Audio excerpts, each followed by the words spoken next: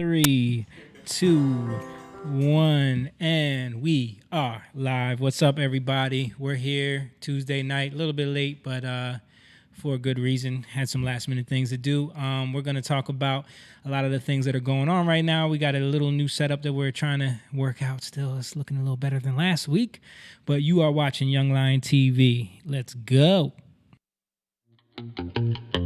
Young lion, everywhere I look, they're dying. Everywhere I look, they're dying. Young lion, everywhere I look, they're dying. Everywhere I look, they're dying. Young lion, won't you get up and start fighting? Everywhere I look, they're hiding.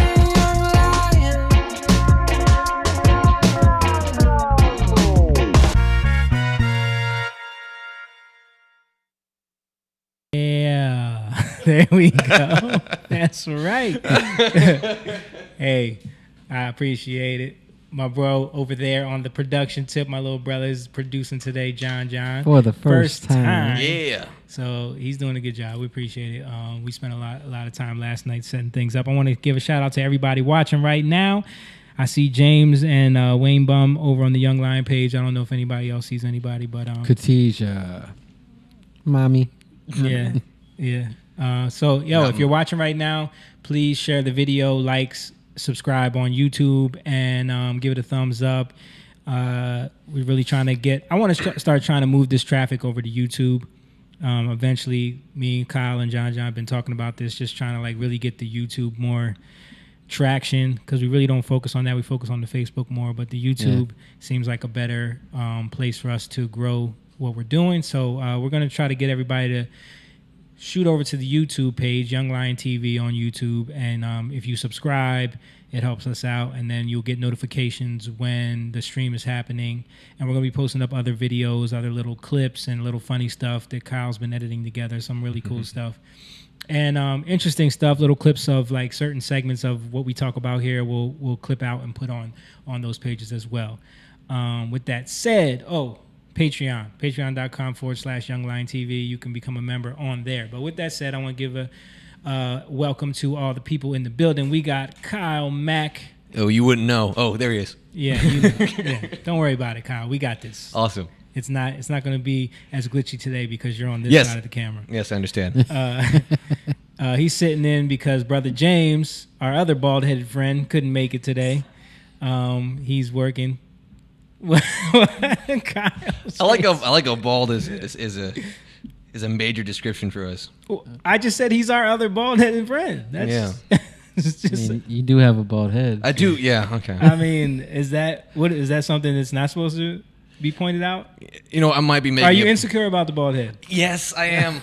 Why? Because I'm 28. I don't want to be bald.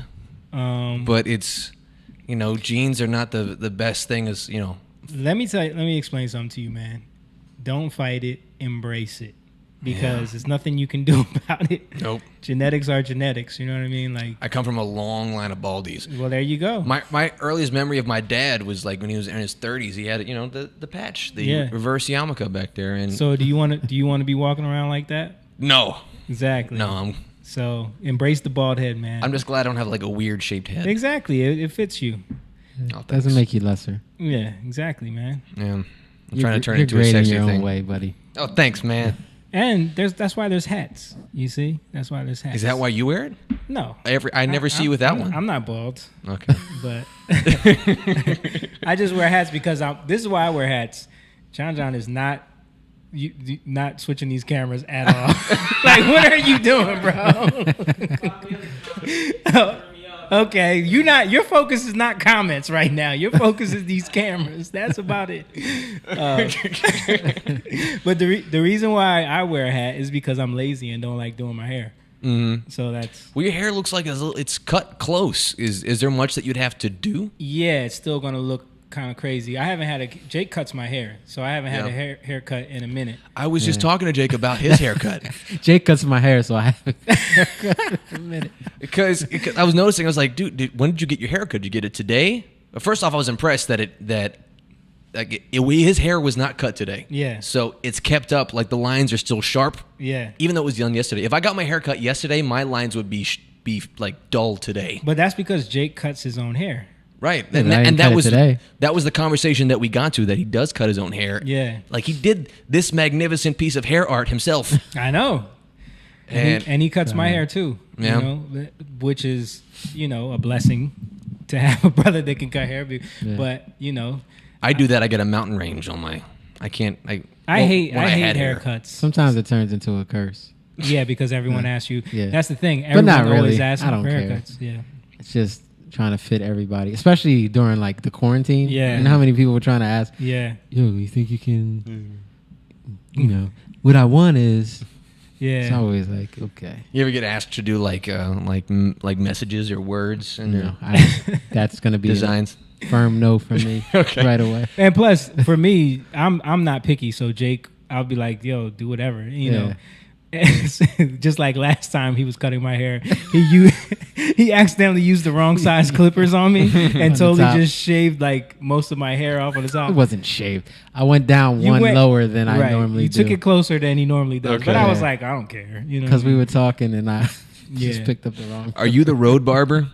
Yeah. Yeah, pretty Yeah. much. That's how him we- and Moon cuts Carter's hair. Yeah. Okay. Yeah. Steve too.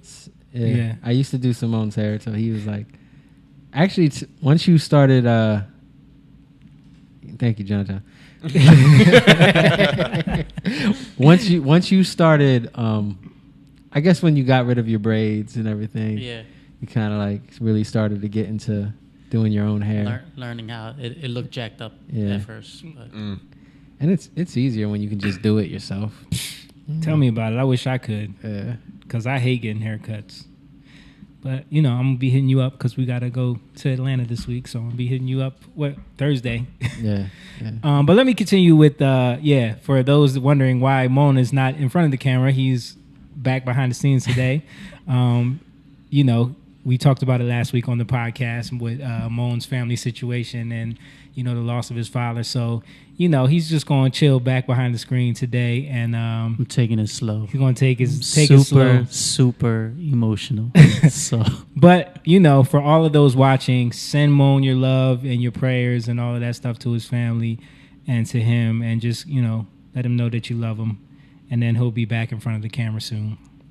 But also, like we said, holding it down for his first time on the production tip is my brother John. So congratulations to him stepping it up. He's already like, I didn't realize I had to be so on top of this. Shout out to Tiffany. Shout out to Ariana. Bobby Ely. What's up? Mr. Ely. Oh, Mr. Ely. Mr. Ely, Coach Ely. Coach Ely. He was John's dad and our stepdad's like best friend in high school, and then so we grew up with him, and then he ended up being a coach at our school. He coached football and tennis, so He was the gym teacher. too. So he ended up being our coach, and it was this whole thing. I feel like there are people who just enter your life and just stay. Yep, Yeah. he's definitely one of those guys. But what were we going to talk about today? Beans. Oh yeah. We're gonna talk about no, because I titled this episode "The Goya Entanglement" or something like that. Okay. Because I thought it was a hilarious story about the Goya thing. Yeah. Yeah. Anybody know about that? No. Yeah. Are you aware? he's not backing down. Huh? He's not apologizing or anything like that. Yeah. For those that don't know, and maybe you could pull up an article on this to see. Chances are you say it. I have no idea. We what know you're talking Kyle. about. We're gonna have to explain everything to Kyle because anytime I bring up what were we talking about last week? And Kyle was like, "Never heard of this person before." Greta Thunberg. No, that was the first time. It happened again last week. Oh, it was. Was it the Maxwell lady? Huh? Ghislaine Maxwell? Yeah. Oh yeah. He I had didn't- no idea I who didn't know. Ghislaine Maxwell was. Which that one's not as bad, but Greta Thunberg was pretty bad. I knew who the Cleavers were, though. That's true. You were lost at that one. Yeah. I helped you out. I wasn't lost. What did I call them? The Beavers. Okay.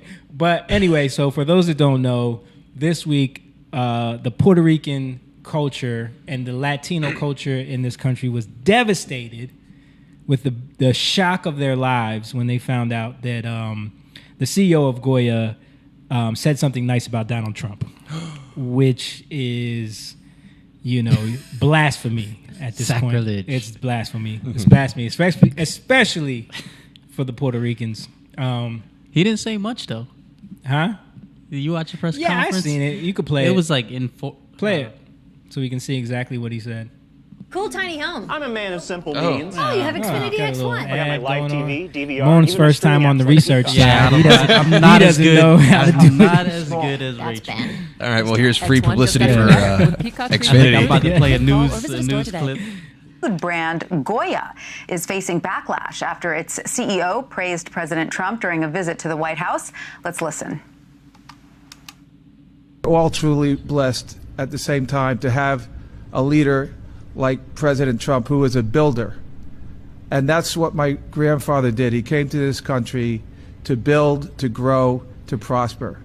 And so we have an incredible builder, and we pray. We pray for our leadership, our president, and we pray for our country that we will continue to prosper and to grow. Okay, That's it. that's what he said. That's all he said.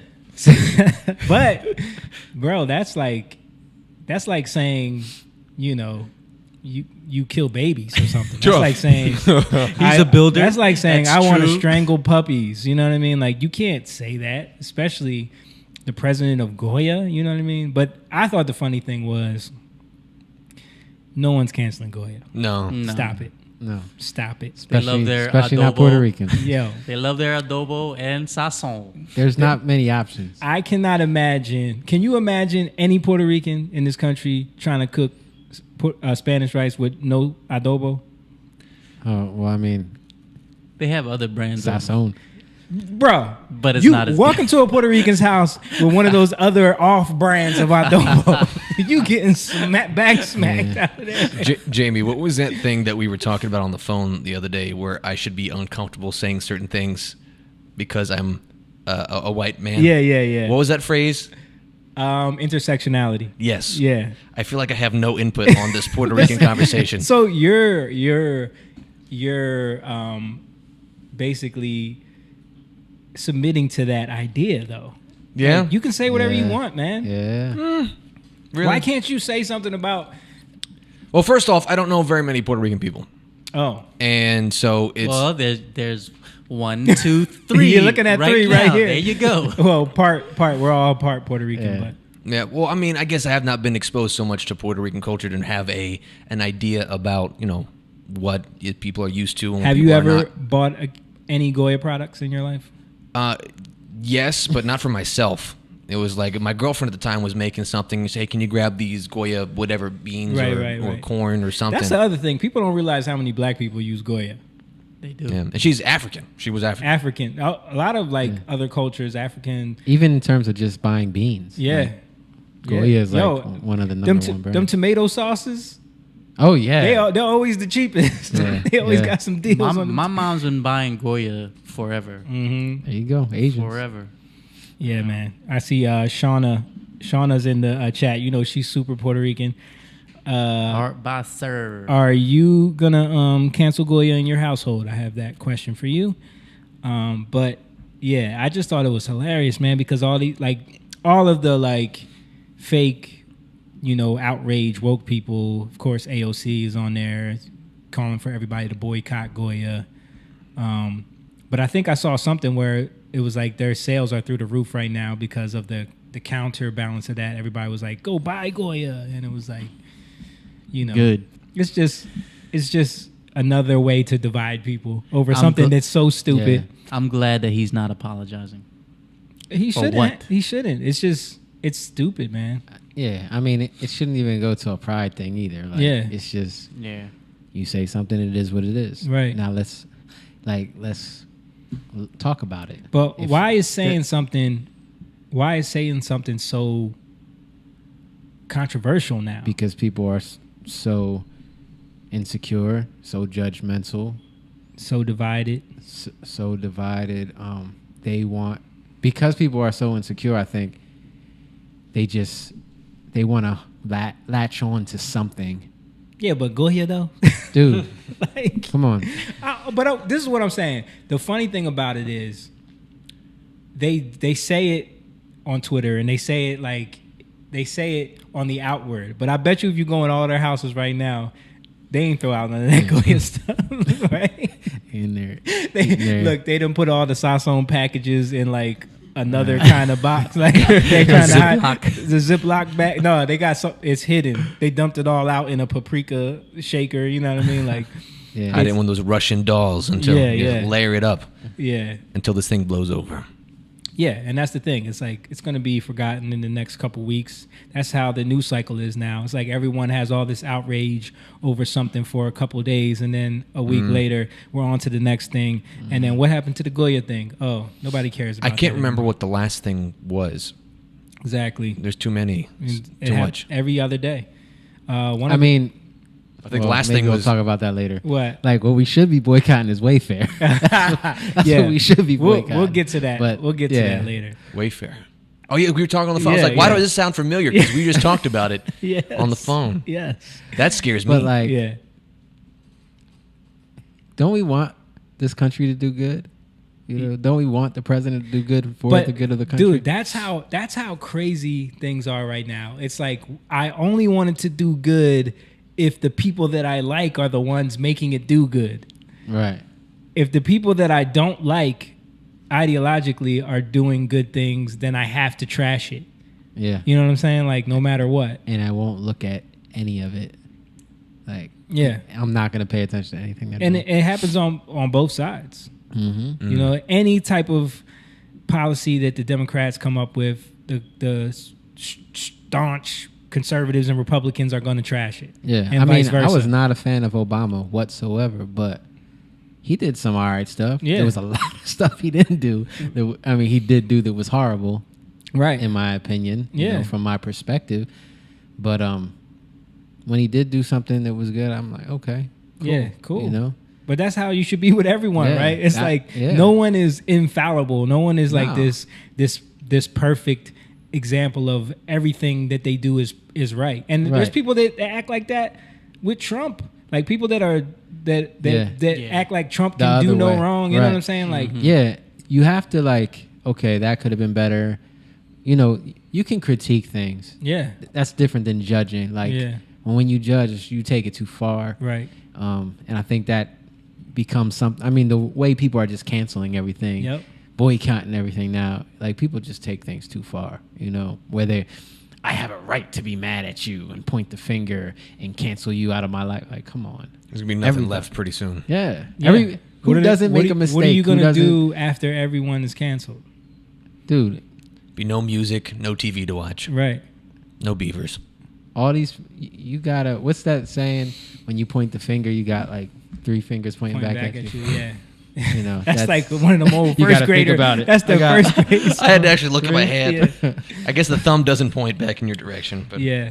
But the crazy thing about it is that this keeps progressively getting worse because people aren't being honest about it. People can't have an honest conversation about it. People can't talk about it or point it out without being shouted down and called What is all that, kinds though? of It's pride. Yeah, but that's what Straight I'm up saying. pride. But it's not only pride, it's also fear because people are in fear of them being canceled. Right. So then they see all this stuff happening around them to other people and they're like, "Well, I'm just going to stay quiet." But that's, so you're so in fear that you're in pride because Well, like Kyle saying, I can't speak on Goya because it's intersectionality. That's the idea of like, you know, if I say something, they're going to come for me. yeah, I want to stay in the right Let standing. me show that. Let me show everybody that I'm one of the good ones. But Yeah. but you don't realize that eventually it's still going to land on your doorstep. And that's, a lot of people will not say anything or let me apologize for that, by the way. No, it's cool. It's not. No, I'm not saying it to call you out. I'm just saying like this is normal. This is what Well, most people right. do. People do this about everything. People do this about everything. because a lot of people's intentions, people want to have good communication. Yeah, and they don't good want to. dialogue. They naturally don't want to. They don't want wanna to offend people. right? So- But it gets so bad to the point where when terrible things are happening, and it's inflamed by the media and inflamed by, you know, all the movies and all the TV that we watch all the time, that's putting it in front of us and making us feel like that it's either this or you're an evil person, right? Yeah. So that puts you in this frame of mind where it's like, I can't speak out against something. Even if I don't agree with it, I might tell my friends behind closed doors. So then what's the starting point of something different? Like, if everyone's afraid to say something because they're afraid of backlash or themselves getting physically hurt, I mean, that's a reality. I mean, you guys know enough that type of, you know, thinking is BS, right? But not the majority doesn't. I don't think it's BS either. I think there's truth to that. Like you said. Sorry, I said earlier you need to fumigate. Like you said, you know, it's a reality, but it doesn't have to be your reality. So you know what I mean? what is the? Is that me? What does that sound? Who's that? That Who's is- doing it? That's not you. Okay. So where does it start?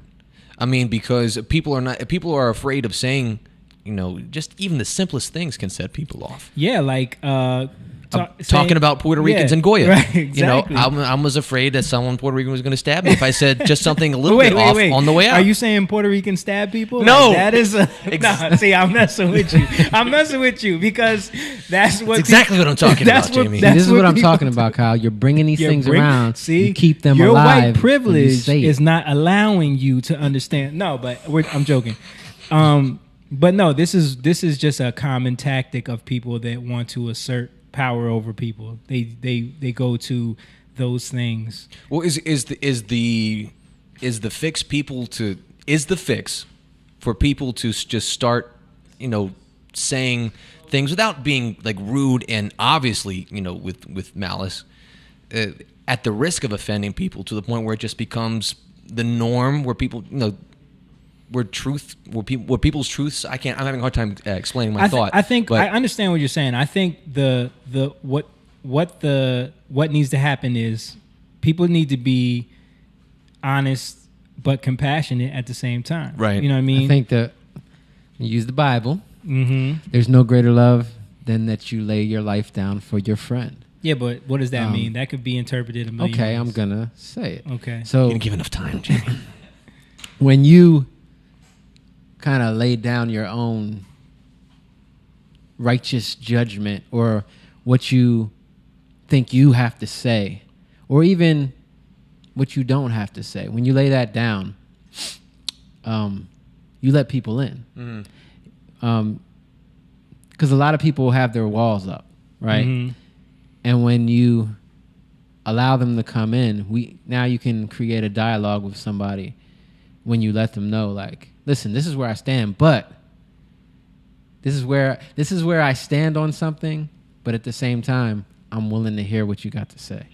Right. You know, and because I actually do care about what you have to say, because I actually care about you. But I think that's the first step is Yeah. to actually care about people. Right. To actually care and Yeah. not just want to assert your idea over them. Because the only way people let their guard down to even hear an idea from someone is if it's someone they respect or care about. Right. It's if it's someone you have a relationship with. Yeah. People aren't going to take your opinion if they don't know you. They don't know anything about you. They don't Yeah. respect you. You know Right. what I mean? But we live in this world now where, you know, things like Twitter and social media have given people a platform to just, you know, insert their idea on everyone, and then everyone can trash them, and it just becomes this cesspool of Yeah. bad behavior. You know what I mean? And it's the simple things, like do unto others as you would have them do unto you.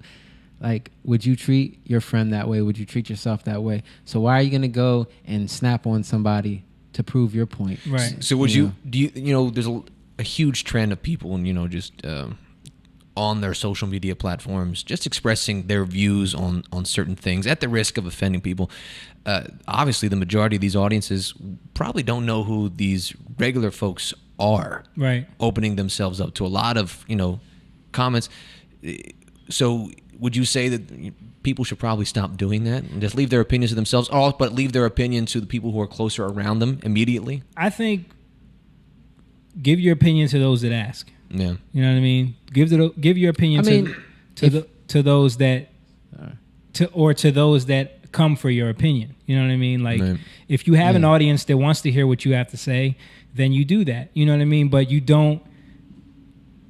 The thing is, the thing about Twitter is You don't weaponize it. Yeah, don't weaponize it and don't use it to assert power over other people or to like, you know, because there is an aspect of there's people that will put all this value into someone's opinion just because they're a celebrity, just because they respect their music, so that, or just because they respect their acting, or just because they love LeBron James, somebody that they respect in one aspect of life, they'll turn that into, that means that they should be able to tell me I can come to them for anything. Right. But we have you're not really judging, like, take this situation, that's the other part of the title, the entanglement thing, right? You guys know what that is, what that's alluding to, right? Oh, what? No, I'm just kidding. I know. I know you know that one. Yeah, of course I know that one. Do you know what that's alluding to? I know. Let's see. Now I got. Yeah, we got the switch. See, we got the switch up going here. Okay, so no, you know, His Facebook's not working. He don't know.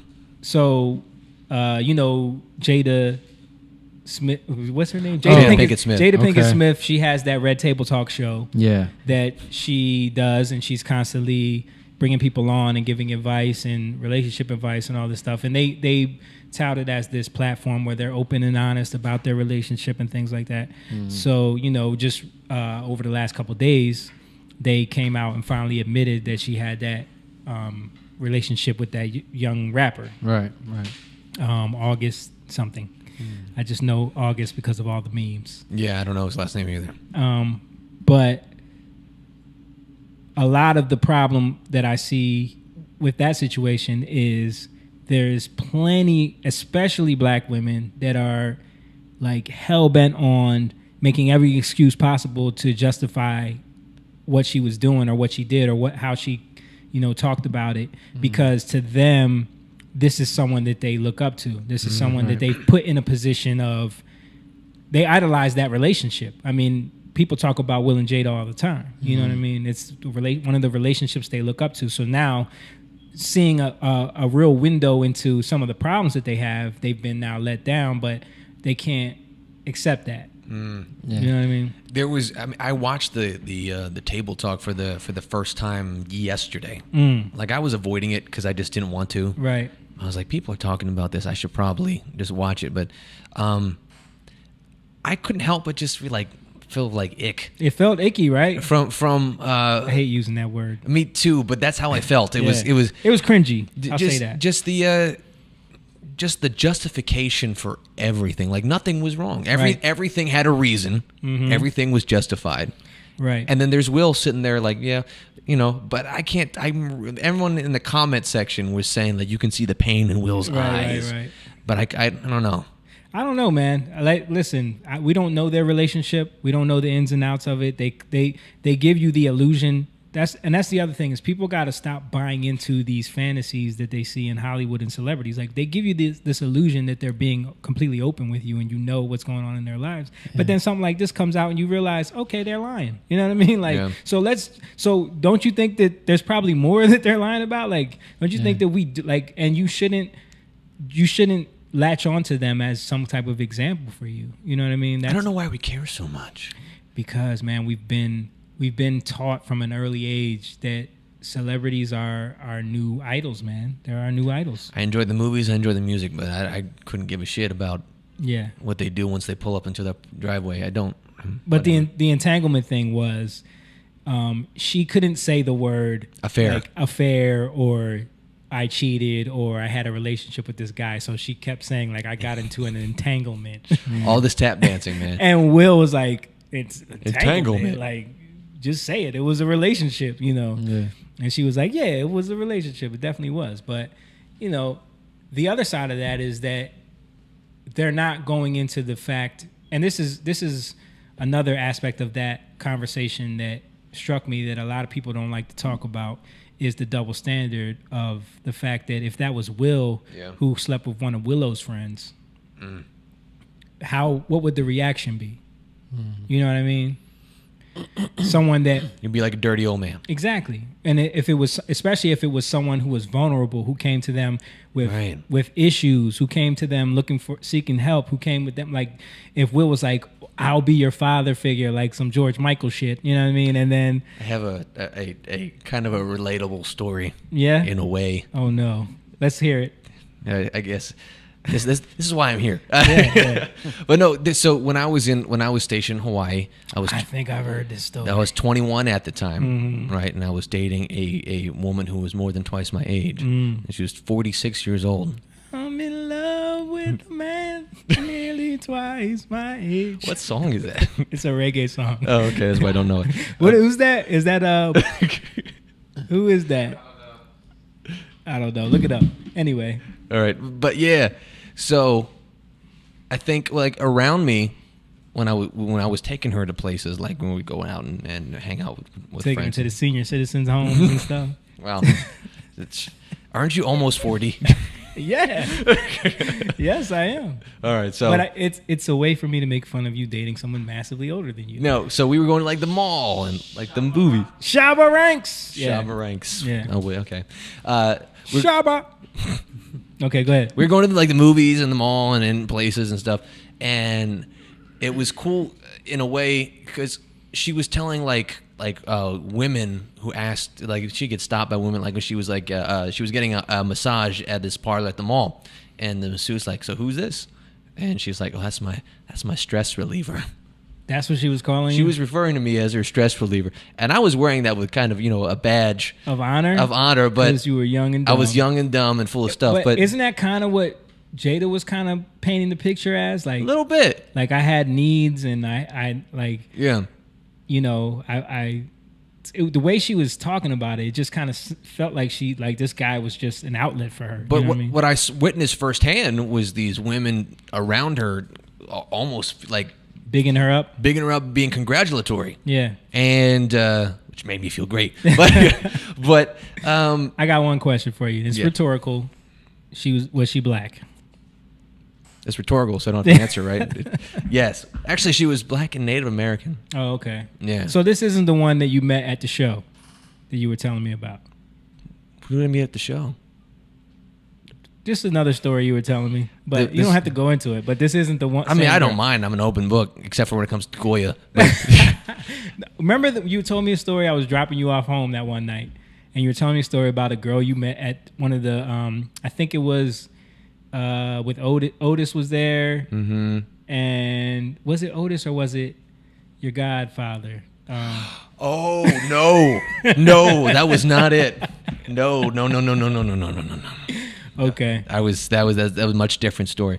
I think but no, but my point was that if I was 46 years old, Yeah. and I was dating a girl who was 21, Right.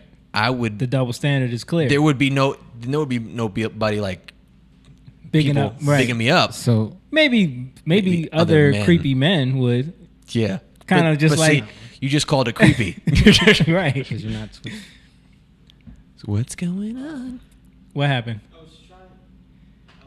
No, go ahead. Tell me. We can talk about it. It's live. Oh, it's you happening. wanted to show it? Go ahead. Yeah, I can't get the overlay.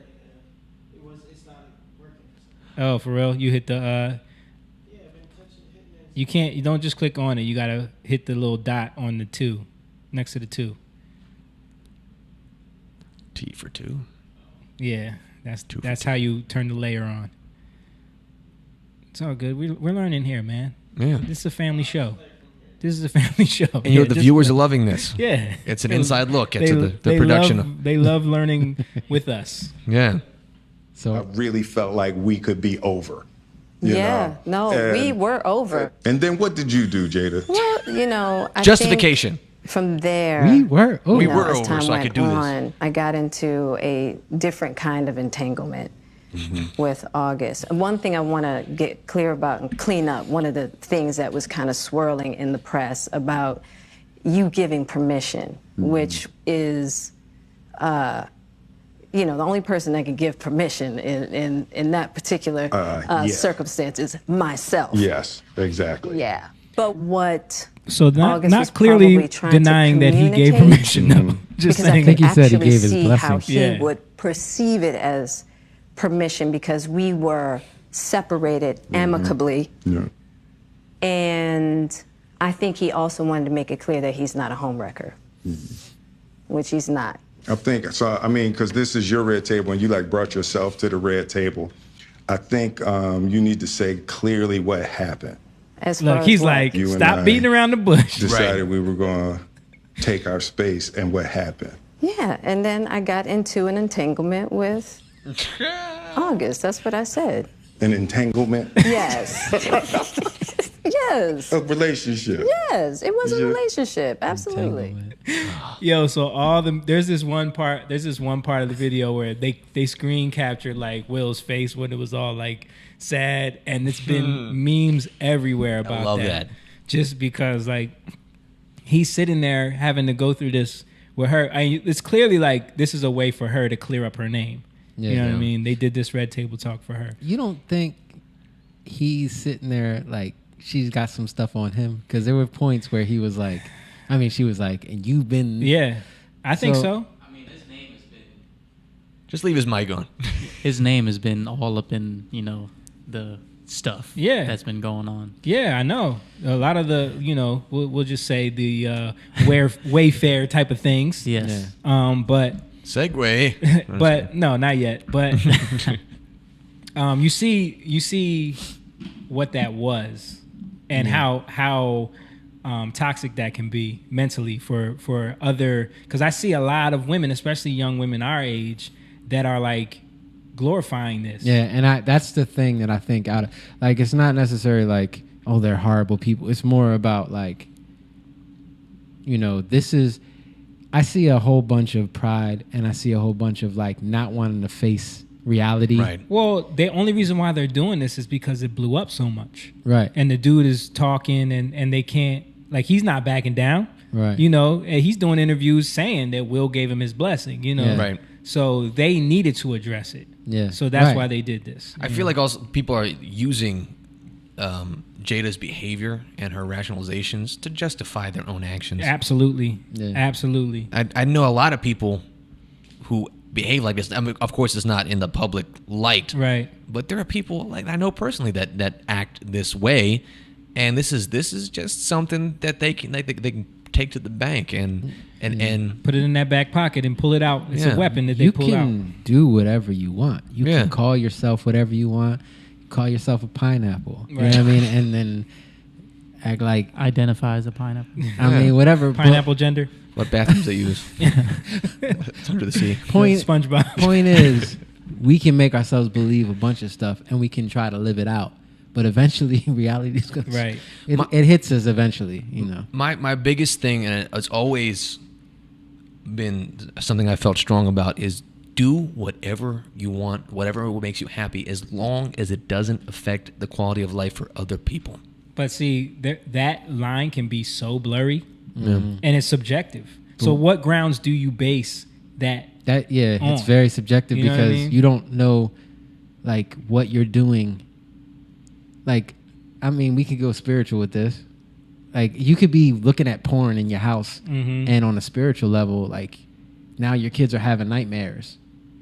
But not only But- that, it's And like, I know you might not get that, but I don't. But what I'm saying is, not there's only a- not only that, it's how can you say you care about women when you look at, you're watching an industry of where women are being taken advantage of completely by men that basically they're predators on most of these women come from broken homes. Most of these women come from bad situations that they get caught up in. And this is not my opinion. There's tons and tons of interviews of porn stars that talk about that and talk about how they got caught up in the porn industry and then they finally get out.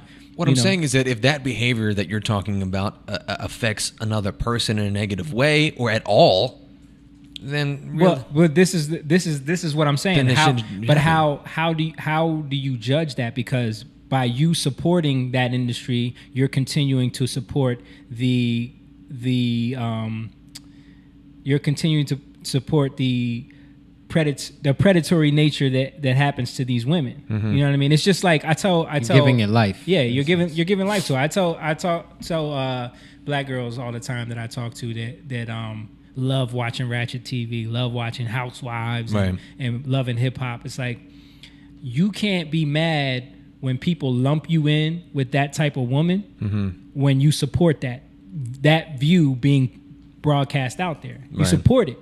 And you can't say you don't support it because every time you turn it on, you give it ratings, you're supporting it. Right. So that's what I'm saying. Like there's levels to not harming someone. There's levels, like you can always and I think it goes back to like what you're saying, because you're saying what can affect you negatively, but when you're watching this stuff, you're being programmed to judge those things, and it's actually messing up your consciousness and how to judge something rightly to whether it's affecting Is you. this still porn that we're talking about? I mean, we're talking about Love and Hip Hop, Love and Hip Hop, which or some other has other degradative. Okay. Right. You know, like it's not. Is that a word? Degradative. Degradative. Whatever. You made it up. It's You know fine. what I'm saying? All right, But you know what I mean. I know what you mean. But yeah, there's so many examples of that. There's music that does that. There's music that you listen to that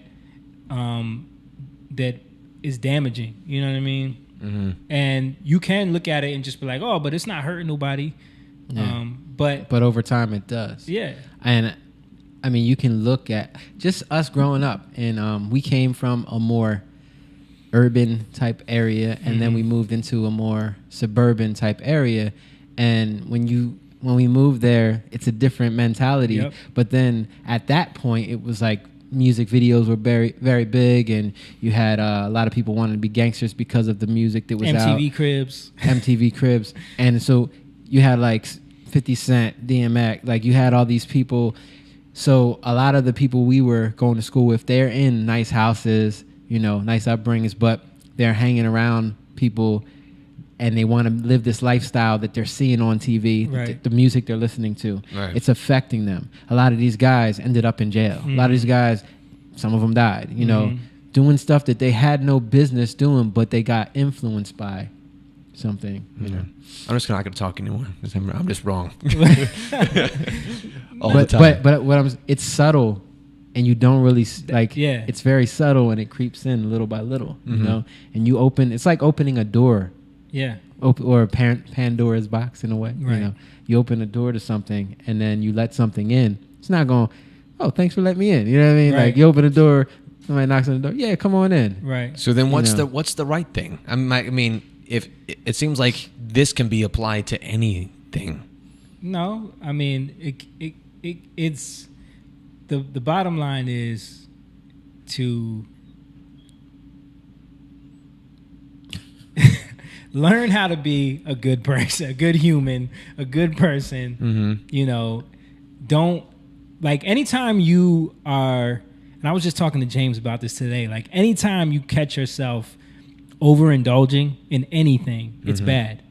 It's bad. It's taking you down a path of pride, of ego, of just giving into all the impulses that you have as an animal, carnal human being. You know what I mean? Yeah. But as a spiritual person, or as someone who wants to live in a way that's more righteous, you have to see those things and start to deny yourself of those things, because that's you separating yourself from those same attachments, because like it can, that has to do with like dying to yourself. There's no greater love.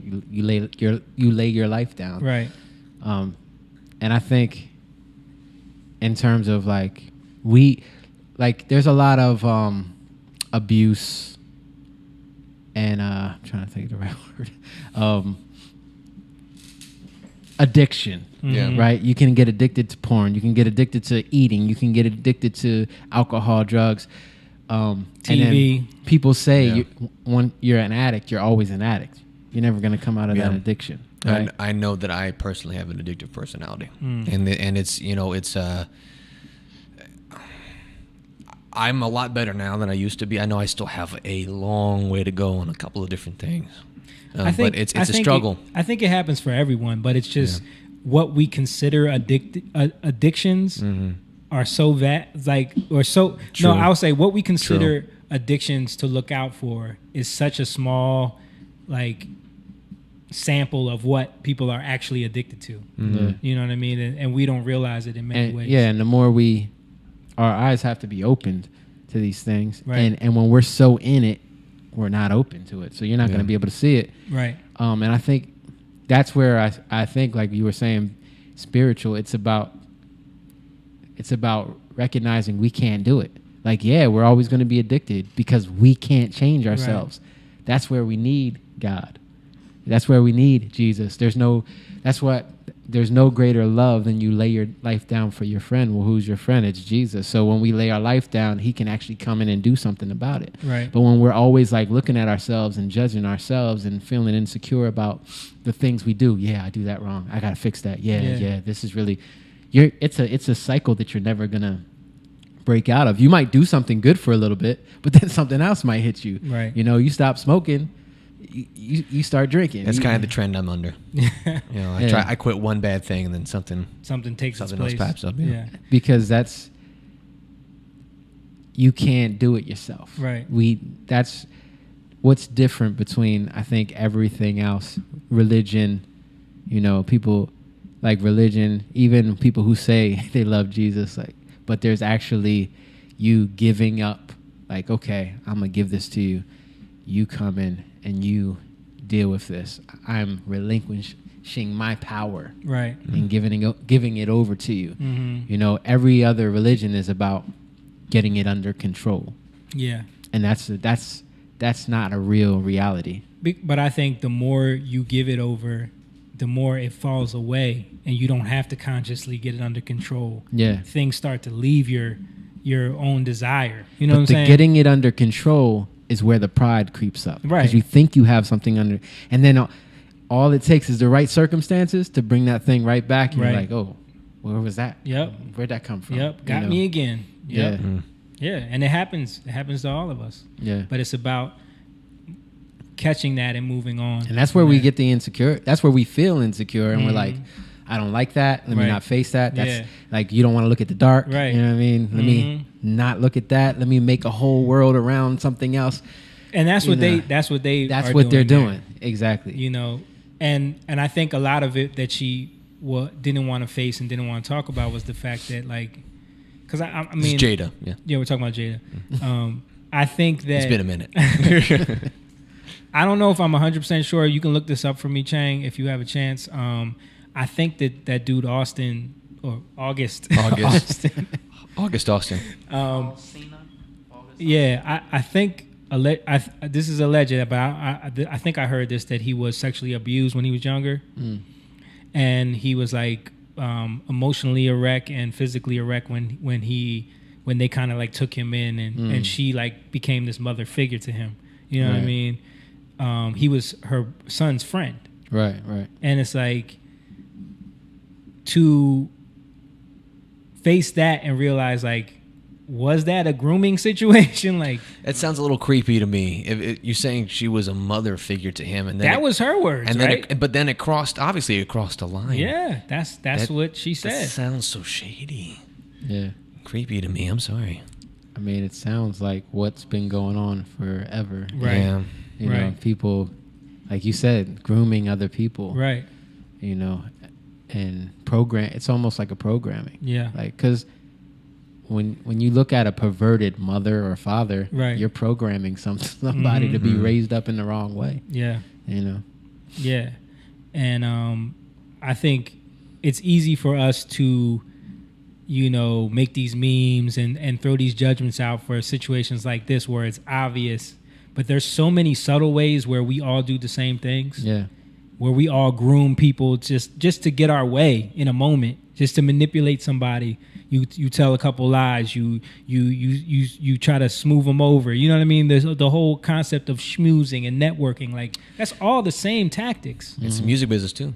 But that's what I'm saying. How do you avoid that? For you guys, you're more in it than I am. We've avoided it in many ways. Like, there's a lot of times where we have gotten caught up in things, but I think I'm 100% convinced that one of the reasons why we haven't got this superstar status is because we weren't willing to compromise on a lot of things. I mean, I was just telling somebody today, like I was thinking about this. We've met with every major label. Mm-hmm. You know, some of the biggest execs that people have never met with, like, and it was a lot of times it was our attitudes of we didn't act the way they thought we should act. How do they think that you should act? I think there's an idea that they can spot when you are willing to do anything to be famous. Yeah. When you have integrity, that's a problem. When you're in awe, we would just sit back and listen. Yeah. And they were like, how many times did we hear this? Did we hear? I can't get a gauge on you guys. I can't read you guys. You Moan, how many times did we hear that? What's that? I can't get a gauge on you guys in these meetings. All the time. Yeah. I can name names, but I can't. Yeah. We'll leave but that. I won't. And don't get me wrong. I think it's like, especially as time goes on, you're like, oh man, this is, what are we gonna do? And you do compromise, like in little ways. Yeah, we've compromised in little ways. We have the songs to prove it. Yeah. I want to know. But I mean, even in terms of how we went about business, like we've compromised in little ways that we come to realize are wrong. But it's a learning process. Yeah. That's the thing. It's learning, and I think it's also God's grace because the things that we were kept from that we could have been in, it would have been. It seemed like a good idea. You're right. But if it would have went the wrong way, like we would have been messed up. Yeah. And or caught up. Like I was just listening to a guy who was in the music industry. He's in LA, music producer, and he was just going through his story, and he got like more on the production and writing side, right? At first he was an artist, that's a lot of times that's how it works. And then they go over to the production writing side. But just the craziness, he went from like wholesome, like doing stuff in church to carrying guns around and like don't know who's gonna get him. Katy Perry, right? What? Oh yeah, her story. Yeah. Like she started out this contemporary Christian singer, right? Yeah. And then next thing you know, she's She got whipped cream coming out. And whipped cream coming out the boobs. Not to say that the contemporary, like that's no, that's its own thing. Yeah. But it was a whole lot better than where they ended up. You know what I mean? Right. And and he ended up being addicted to women. Like he had a relationship and he was very unfaithful. He was just talking about his life and the things that happened to him. And it's a gradual thing. It is a gradual thing. And it's about what they put before you or what what life puts before you. And it's life puts these decisions before you. And you can either choose to sell out any integrity and go with this choice, or you can hold on to integrity and let go of this. It's about your desire. Right. And what do you desire? So throughout our lives, what are we doing? We're being programmed. Right. This is what you desire. This is what you desire. This is what you desire. All the shows, all the movies, all the programs. Like look at what's it called? The bridal show. 4 weddings? No. Funeral? The Bachelor? There's so many bridal shows. Throw a dart at Bravo TV and find a bridal show. I'm talking about a specific one. I think it was like Monster Bride or... I have no idea. Bridezilla. Yeah. Monster Bride. There you go. Bridezilla. Monster Bride. I found something on August. Okay. August Alsina. He was on Bridezilla's. No, he had... I went on YouTube and I saw that there's like a documentary multi-series or whatever like that. It was like an hour long. But Hot 97 has an article about him.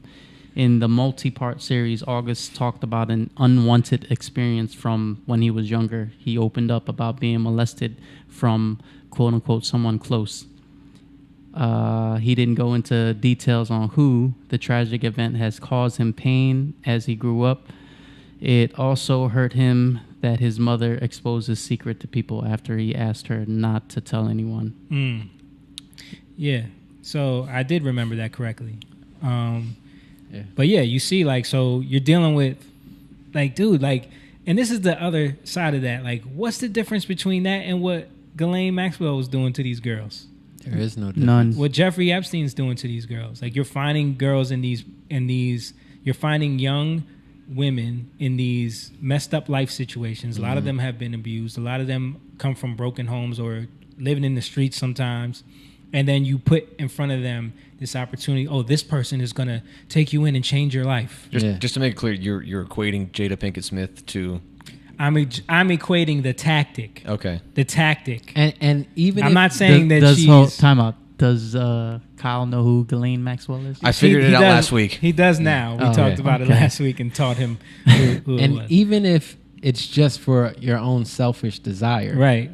there's manipulation. That's what that I'm goes saying. Into That's that. what I'm saying. There's levels of how evil it goes. Yeah. Yeah. But the tactic is still the same. You know what I mean? Because it's about what you desire, which is going to supersede paying attention to anything that, like, or caring really about this person. like, what damage did that relationship now do more to him? Yeah. You know what I mean? Well, Like, I mean, from what he's been saying, it's made things a lot worse. well, that's what I'm saying. But in the moment, you're using the guise of, like, I'm helping you. And, you know, I have your best interests at heart. But you're really fulfilling something that's satisfying me. You know what I mean? From her own words, you know. Do you think that realistically that was the intent from the jump, or maybe it could have happened over time where she started to feel because of the together, like all the time they spent with each other? I think that when you're of a certain mindset where that couldn't even ever be an option, it would never be an option. Okay. You see what I'm saying? Like, it's just like if you're a 50-year-old man who sees a 14-year-old girl and says, I have no sexual desire for that. You know what I mean? If it's never an option for you, it can never be an option. Right. You know what I mean? Yeah. So I think that, like, yeah, you can say, oh, it evolved over time, but It's not like you don't see people are attractive, but just because you see people are attractive doesn't mean that you're going to even think about going there. Right. You know, it's like I can recognize that one of you guys have an attractive woman, right? But I would never even go there, right? Because it's not even in my perception of going there with that. But like, it might be in somebody else's. Right. So if that situation arises and then you're like, well, it just kind of evolved and just happened. Kind of just it's happened. Like, yeah. No, but it's in you to let that happen. Though. Yeah. You know what I mean? Yeah. Do you think people are always aware of that ability to let those things happen? I think they are consciously aware of what it means to let that happen, and like, and how people. I think people know how to put guards up when they have to, and put walls up when they have to, and put boundaries up when they have to. Right. And if those boundaries are lowered, it's purposely. You know what I mean? Because I mean, I don't necessarily believe that everyone who has done something has thought that they were capable of doing it their entire lives. No, I don't think. I think you're right. Like, I don't think people who. I think a lot of pedophiles don't want to like be pedophiles, right? But they're still in them, you know, and they might have a thought and they're like, oh no, but when they cross that line, but it's there though. It's there. They can try to deny that it's there or try to control that it's there. Yeah, but it's still there until that thing completely leaves you. Yeah. So that's the key. Like, you have to pay attention to it, recognize that it's there, and say, this isn't good. Right. Or if you try to because you're seeing that now with a lot of pedophiles. You see it on Twitter. Dude, John just showed me an article today. Remember, we've been talking about like these TED Talks and all of this, like, we need the changing of the word pedophile into minor attractive person. What? No. Yeah. It's this new thing that they're trying to get everyone to accept it as. They're called MAPs now. There's a whole community of them on social media where it's minor attracted person. And John just showed me an article, or you just mentioned it. I didn't see it. Maybe you could pull it up or let Simone know what it was. But it was something about someone was pushing to have pedophiles recognized as a sexual orientation. What? Yeah, and that it What? can no longer be demonized, basically. That's not okay. Yeah. That hurts. What that was hurts. that? See if you can find that. Scholars pushing for pedophilia to be looked at as a sexual orientation. Wow. But that's why when you look at all this stuff that's going on, and this is a good segue into the Wayfair thing. Is it? Yeah, because I'm waiting for the connection. you're waiting for the connection. Oh, that's right. We were talking about it. I forgot what the Wayfair thing was. I thought we were talking about shopping.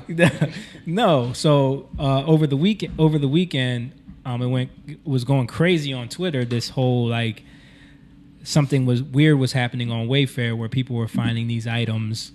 Whether it was, it started out as cabinets, these cabinets that were like massively overpriced, and they had the names of children attached to them, or what people are assuming are children because they match the names of missing children attached to these cabinets that were being sold on Wayfair, but it would only be one in stock. And if you put it in your cart, then the weird things would happen where you could only some of them you had to have a secret code to buy it or things like that. And then it was also pillows. No, but I'm getting there. Okay. So All right. Once that got exposed, Wayfair put out a statement saying that these cabinets are overpriced because they're industrial and that's how much they cost. Right. Blah, blah, blah. Then people started finding pillows, child books, drawings. Yeah. Which makes, baby. Okay, what's this right here? This is the article? No, I've seen this. Yeah, before. we saw this It's a TED Talk. TED Talk. Oh, that's the before. TED Talk? Yeah. Oh, okay. So ain't nothing new. Yeah. But maybe That's the TED Talk is But it basically they're talking about how pedophilia is a natural or sexual orientation. Yeah. And these people shouldn't be demonized for who they're attracted to. Basically, Right. that's what. But and the more you put it in front of people's face, the more you open the door and you let it in, right, the more it becomes normal. Right. It's just like how you go into somebody's house and it smells bad, right, but they don't realize it smells because they're so used to it. Right. Yeah. Right. Or like how they normalize abortion. That's just a part of contraception now. Yeah. It's a normal path to moving on with your life. Yeah. You know what I mean? But when it's just like when you're exposed little by little to chaos in your house, and then you look 2 years later and your house could be a chaotic mess, hoarding, you know what I mean? Same thing. Like it happens little by little. It's not something that just one day all this stuff shows up in your house. If that happened, you'd be like, get all this shit out of my house. Yeah, you know what I mean? But it happens so gradually that next thing you know, you're, living in a house full of newspapers or whatever. But so what they're doing is there's little by little trying to introduce this idea that this is normal and this is okay. Right. And I think a lot of these. Go ahead. I mean, for what you just said, I think that it's a normal occurrence, but it does not make it okay. People are going to be born sick. They're going to be born with a mindset and a desire that is wrong, but it does not make it okay to act on anything, because that's the social norm right now that you're saying. But once it's constantly put into the psyche of humans, and then the kids that we have grow up with this being normalized, to them it's going to be not okay to demonize these people. Right. Okay, I got what you're saying. You see what I'm saying? Like, to them it's going to be, well, what's the difference between that and transgender or it's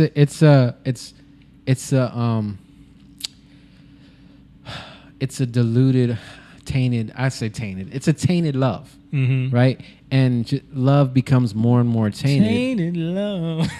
What was that from? That's the song. Tainted love. Yeah. Sometimes 80s. I got Get away. Yeah.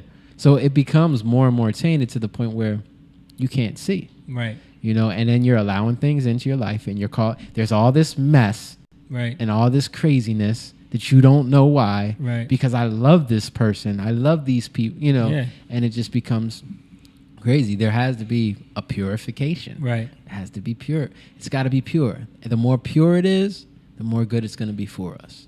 But anyway, back onto the Wayfair thing. So, Yeah, let's explain this. Yeah. So after the cabinets, they try to debunk the cabinets with. Well, what were did you talk about the names of the cabinets? Yeah, that they were named after. So all of these items. Ballsy, by the way. Right.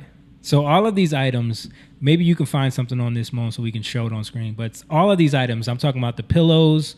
There was like. You want the TikTok one? Whatever. It doesn't matter. Anything that does a good job of. Right. Did you hear about the SKU numbers? Yes. Okay. So that was step 3. Right. So okay, we'll let this girl explain. Guys, Wayfair is selling children. Oh my God, that's so this collection loud. is all missing children. They have now removed 11,000 children from their website. They were broadcasted as pillows and shelves, all worth $5,000 to $15,000. The name of the shelf matches the name of the child, but it also says in the description, no passport needed, and continues to describe the child. Crazy. I saw one of the reviews and I it don't says mean from to Walnut laugh, but- Creek, CA. okay, pause it real I quick. looked up Walnut Creek and then I found this. Go back a little bit to where she showed all the children. Okay, so right there. So on the bottom left, you see that girl there? My glasses on. What are we looking at here? The girl on the bottom left next to the cabinet. So I did see a video on Twitter where she was like, she did a video. She was like, she was cursing everybody out. She was like, I ain't fucking missing. What the fuck y'all talking about? Like, how would you feel if somebody put your picture all up on the internet talking about you missing?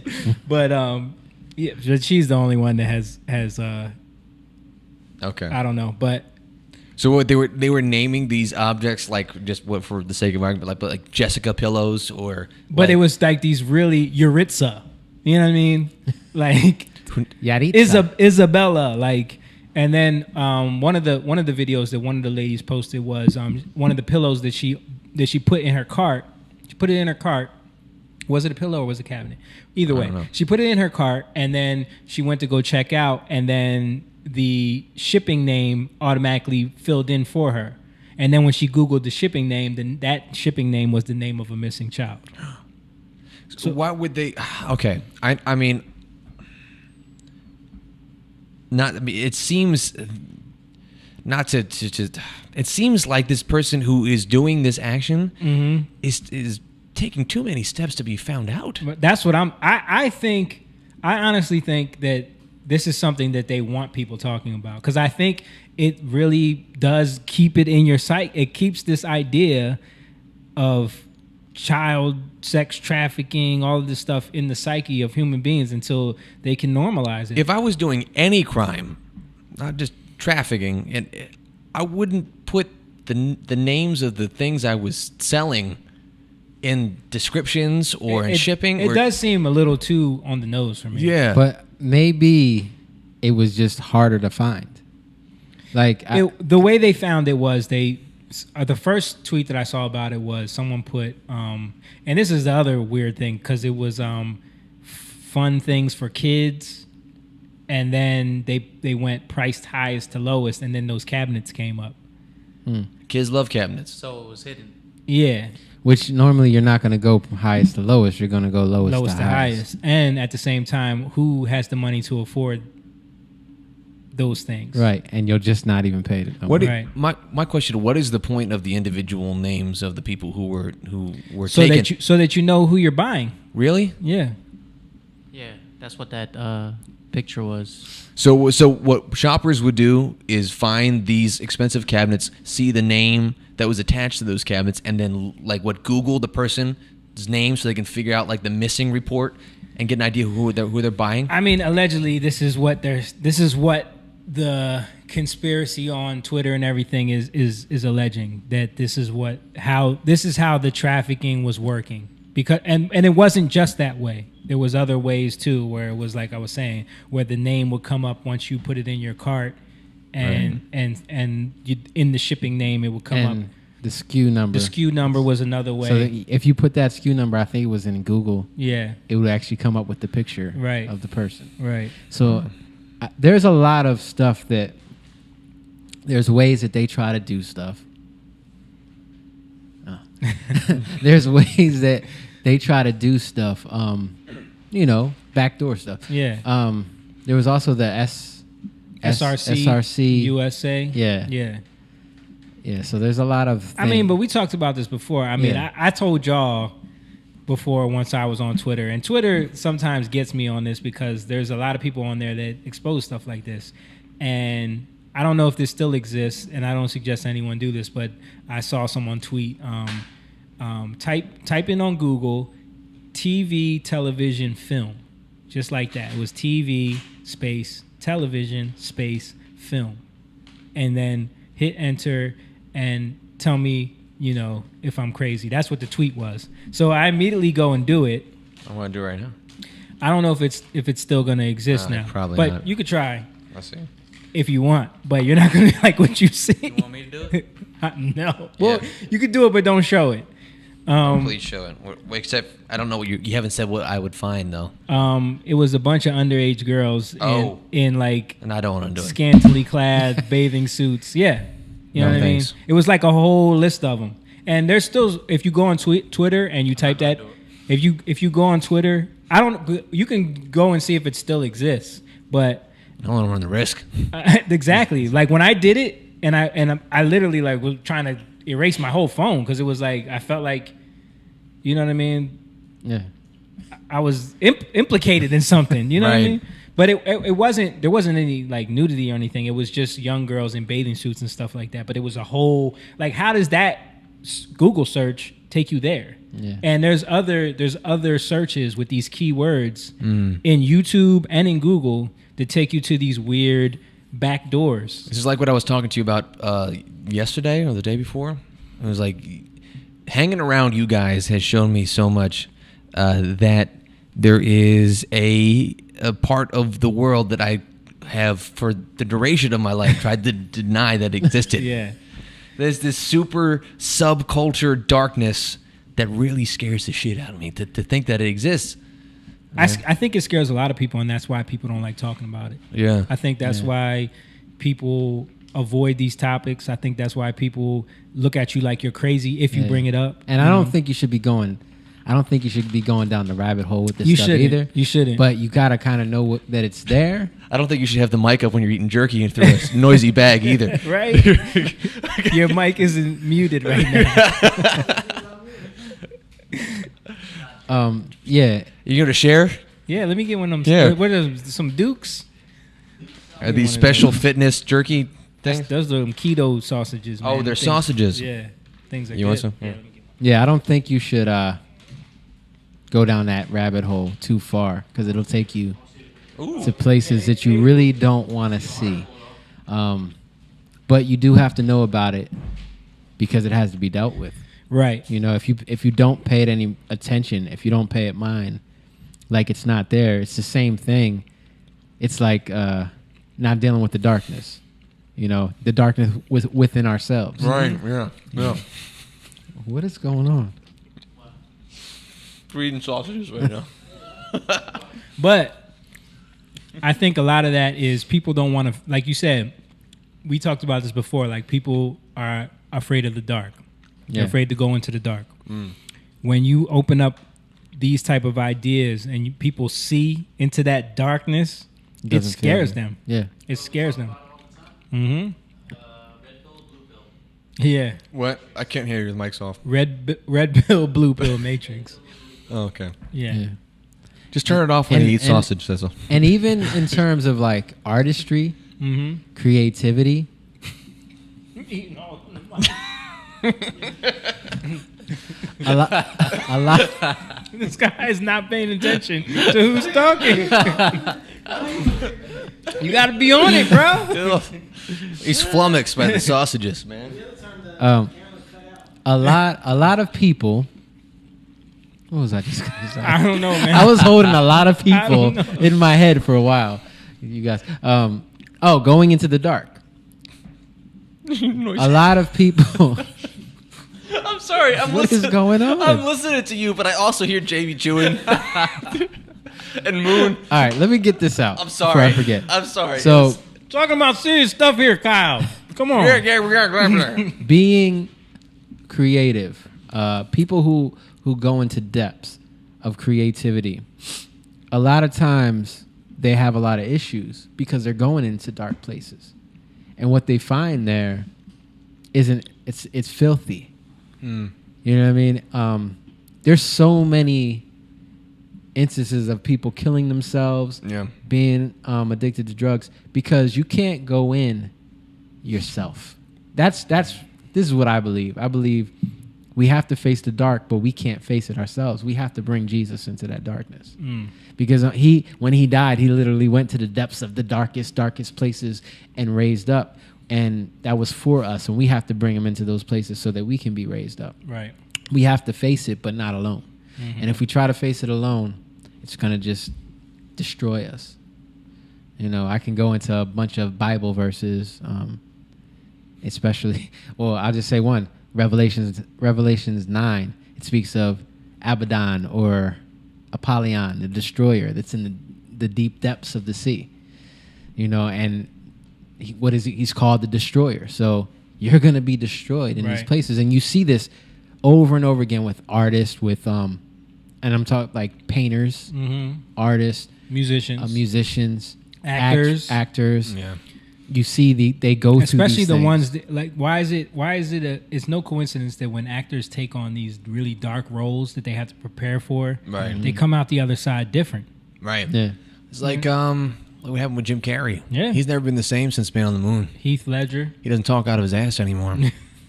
Not Heath Ledger, but he's he definitely he doesn't talk out of his ass anymore. He doesn't do anything anymore. But anyway, back to the Wayfair thing because we're still getting sidetracked off that. So this blew up over the weekend, and there's been the other thing is probably 1 million tweets hashtagged Wayfair, Wayfair trafficking, never trending on Twitter.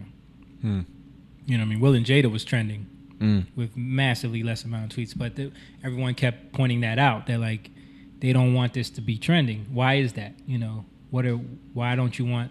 You know, I get it to an extent where it's like these social media platforms are so afraid of the bad press of like giving light to a conspiracy theory. But if this is what people are talking about, like, explain it. What is this? Why are we finding this stuff on there? What is this? Explain it. Yeah, they have yet to do that. Wayfair's answer is horrible. So exactly, and then we were talking about upstairs the other connections with Wayfair, like. The CEO was pictured with Ghislaine Maxwell. Yeah, the other George Soros. George Soros is one of their his name main always backers. pops up. Yeah, people, and that's another thing. Is like anytime you mention George Soros, you're automatically lumped into a crazy conspiracy. Yeah. person. Oh yeah, George. Yeah, that guy. He doesn't know who George Soros is. Who is he? Just help me. He's one of these philanthropists that made his money by. He's kind of like a Jeffrey Epstein kind of guy, like old billionaire. There was a 60 Minutes episode about him in the 90s, and I've seen it, where he actually talks about in real time or in reruns. No, in reruns. Okay, I didn't give a shit about that in the 90s. Just making sure. I was watching Will and Jada, Fresh Prince of Bel-Air. Mom just said Lisa Marie Presley's son just committed suicide. Yeah, I did hear about that. And the Naya Rivera died mysteriously on that boat. Oh yeah, I heard about that this morning. And the whole Glee. Yeah, there was like 6 people who died. Yeah, a bunch of them from suicide. Yeah, one had like one got found with child porn, and then committed suicide in prison. Yep. Right. It's weird, man. There's a lot of weird stuff happening. Especially in Hollywood. We talk about it all the time because, you know, being in the music business and being around Hollywood a few times and then like just seeing how things play out, seeing how you see people's lives deteriorate, especially when they enter into that at an early age. There's something there, man. There's something there's something that why don't people want to talk about it? Do you think that obviously that social media's got to have people who control the button that displays what's trending and what's not. Oh yeah, absolutely. Man, my hope was that it would all be very organic and truthful, but I mean, there's no room for that. No way. I mean, it's been proven time and time and time again. They choose what's trending. And that's the other thing is that so they can then shape the psyche of the masses that are on Twitter because it's like the first thing people go to is what's trending. Right. And then they all want to tweet about what's trending because then they start trending and then they get more following. Yeah. So it creates a whole system of people just following the trends. You know what I mean? And they can pick what the trends are, which is the same thing they've been doing to us for decades with TV. Like I was talking to somebody, I forget who it was, but like, why have we all just accepted this concept that it's okay for commercials to lie to us? What do you mean? Like, give me an example of a lying commercial. Of a lying commercial? Yeah. Pick one. All they do I is... mean, when look at... I'm not disbelieving you. I'm just... Look at all the commercials during COVID. Do you think any of them actually really care about what's going on? To be honest with you, I don't have cable. I don't watch commercials okay. on... So. Domino's Pizza cares about your safety. Oh, yeah, and they want BS. Yeah. But I'm not even talking about that. I'm just talking about like when people are trying to sell something, they can tell any lie in the world to get you to buy it. Even in commercials, like it's just accepted. It's just accepted that marketing and propaganda has no... Just marketing. Just marketing. Right. When you're marketing something... What can we come up with to make somebody buy our stuff? How can we manipulate people to buy this? It's manipulation. Straight up. It's accepted manipulation, though, is what I'm saying. It's like we allow it. We're okay with it. Mm-hmm. But then what it does is it shapes our idea of what's acceptable ethically when we... Because we become a victim of it, and then we're like, this is okay, I can do this. I can perpetrate this on people. I don't know if people are so much okay with it as maybe there is a feeling that what can I really do? Well, I mean... like... You know what you could do? Not support it. Well, I'm not saying... Well, you think these people who are you really think that people are like okay and just willing to let them say whatever they want? If it really matters to these people, then they wouldn't buy it anyway. This is what I'm saying. Like, I think people have gotten to this place of complacency where it's like, oh, that's fine. Even now? Yeah, it's fine. It's fine that, someone can do an infomercial and make it seem like this is the best invention ever when they know it's a piece of shit. I think maybe it's because these things don't affect their lives directly. When you're talking about maybe like Black Lives Matter or any other thing that's going on, it's the way people are being treated firsthand, how it affects their lives directly. The Ginsu knife. And what they say about, maybe it won't cut through a shoe. Can't cut through a shoe in concrete. But that's not going to affect their life directly, so they care about it a lot less. Yeah, but why would they not care about the fact that it's okay? It's been okayed for people to lie to us. Well, they only care about it until it's... they don't care about it until it's Goya, That's affecting their lives directly, I guess. But how? It's not. It's just because these people don't like Trump, right? And the owner of the CEO of Goya is praising this person that they don't like. So it's affecting their life in a way.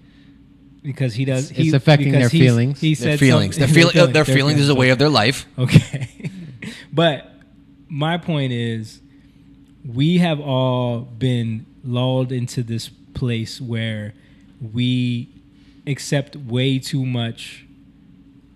We accept things that should be considered unethical, should be considered immoral, and we're just cool with it. Like, it's fine. You know what I mean? It's just normal. We consider it normal. Yeah. You go to one country, and you look at billboards, and then you come to this country and you look at the billboards, and I'll just say just sexualization of people. I see a Club Risque billboard every time I go to work. Right. Every single day. Yeah. Yeah. And so And what does that make you think of? Club Risque. Yeah. Opens at 3 p.m., closes at 4. I don't know. And then what after that? Oh, naked women and stuff. Yeah. Okay. And then those naked women. What? Then are you trying to lead me down performing in a certain way? Yeah. Sure. I'm just saying, but it's wrong. Don't do it. Don't support it. Don't spend your money. No, but we get desensitized to it. We do. But then somebody can come from outside of the country where it's like not a legal thing to do that, and they're like, "What? This is crazy." I'm sure there's the over sexualization of pretty much everything here can shock a lot of people. Oh, you like TikTok? Yeah, sure. But like, it's I mean I had an experience. I guess I don't know. I probably should not explain everything. You can. It's fine.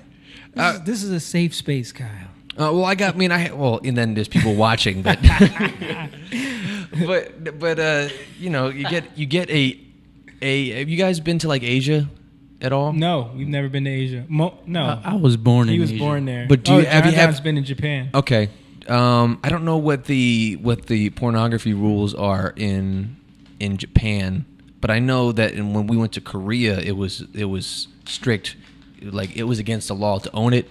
If they busted you having it, you can be in real trouble. This is when I was on tour with the Air Force Entertainment Unit. Mm-hmm. I actually, I was a very horny young man at that time, and I thought that I was going to be able to enjoy the benefits of being an entertainer on the road. Right. And so, also at that time, I was very young and kind of inexperienced, so I traveled with a Kama Sutra, and it wasn't like completely explicit, right? Like it was just without showing anything, right. Really, just sexual positions. Just positions. I've seen those books before. And we went through customs, and my bags got searched. They said, "Oh hell no!" Yeah, they confiscated. Well, actually, I volunteered to get my bag searched because they said if they had found it.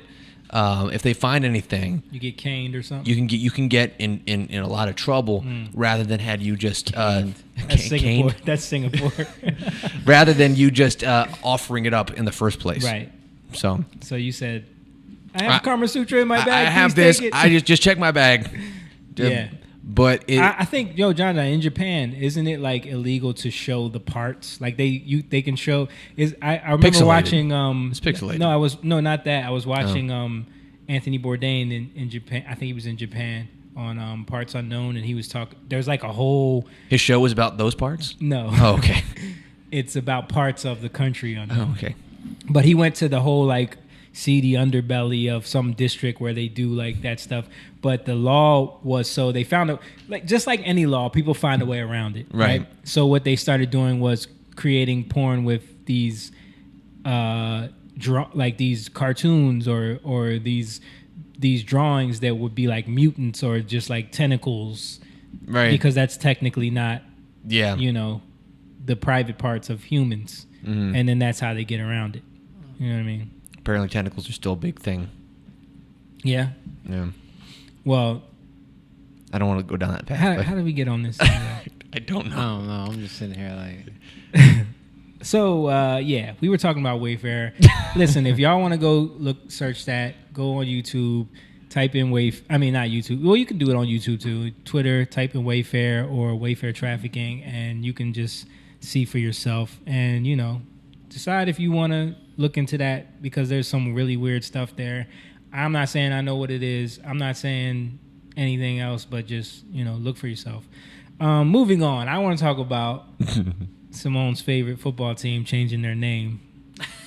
The Washington Redskins. Is it official yet?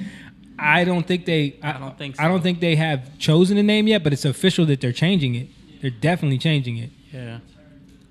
But I heard that they did studies before this. Remember, it was an issue before that most Native Americans are proud that they have a team. Right.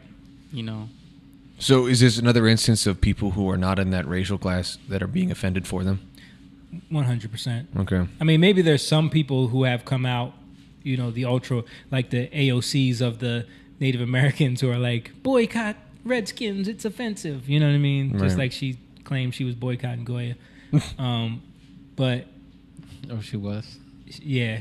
What did she say? Her tweet was so stupid. It was like, this is the sound of me Googling how to make my own adobo.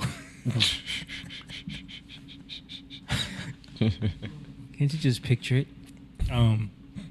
But anyway, so I'm sure there are probably some natives that have spoken out against this because people love to turn everything into a huge tragedy. Right. But yeah, I think they did do polls. I don't know if you can find them on, but I think they did do polls that most of them did say that they actually are proud of having teams that represent them and the culture. The only way that I could see it being a real issue like that is if the term Redskin was derogatory. Is it? Is it? I don't know. I don't know. I mean, I don't know. Because just that. I'm not sure. I don't think to have. Was that like a slur they used to call? Get over here, Redskin. I don't know. Get over here, you Redskin. Yeah, I don't. But other than that, I can't see why it would really be an issue, unless having a Native American as a technically a mascot is bad. But how about the Chiefs? That's not an issue, right? Like they haven't announced Chiefs? anything, but I think the Cleveland Indians. I think the Cleveland Indians might have to change theirs.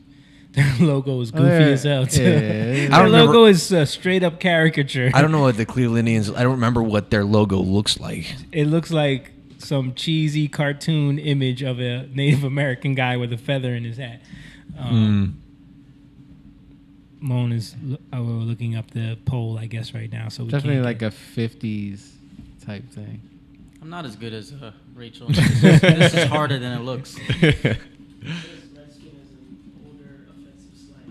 It is? It is. It says that, yeah. Where are you finding that on? Okay. But it says it was a derogatory term. Okay. Well, then in that case, that doesn't. Yeah. It probably was something that was just accepted at a time. Right. So maybe Redskins is one of the ones that should be changed, but like Chiefs, they don't have a problem with. What are the other ones? Braves, Atlanta Braves. Like that's just the name of a tribe, right? Right.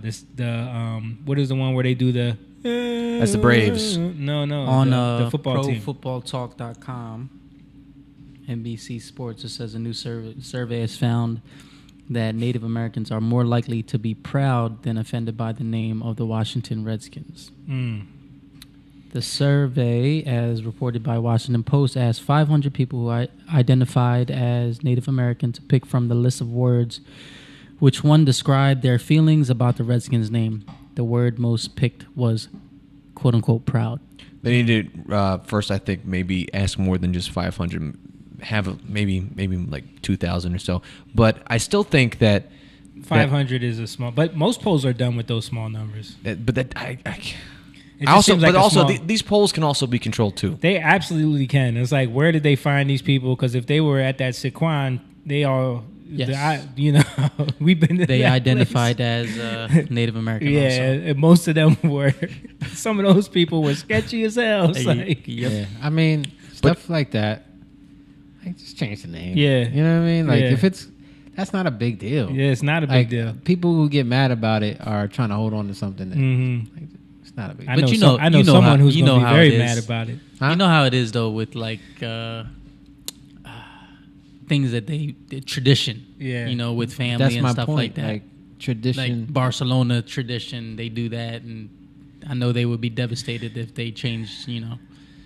I mean, if it's something that's like kind of iffy, like that is like, then it's like.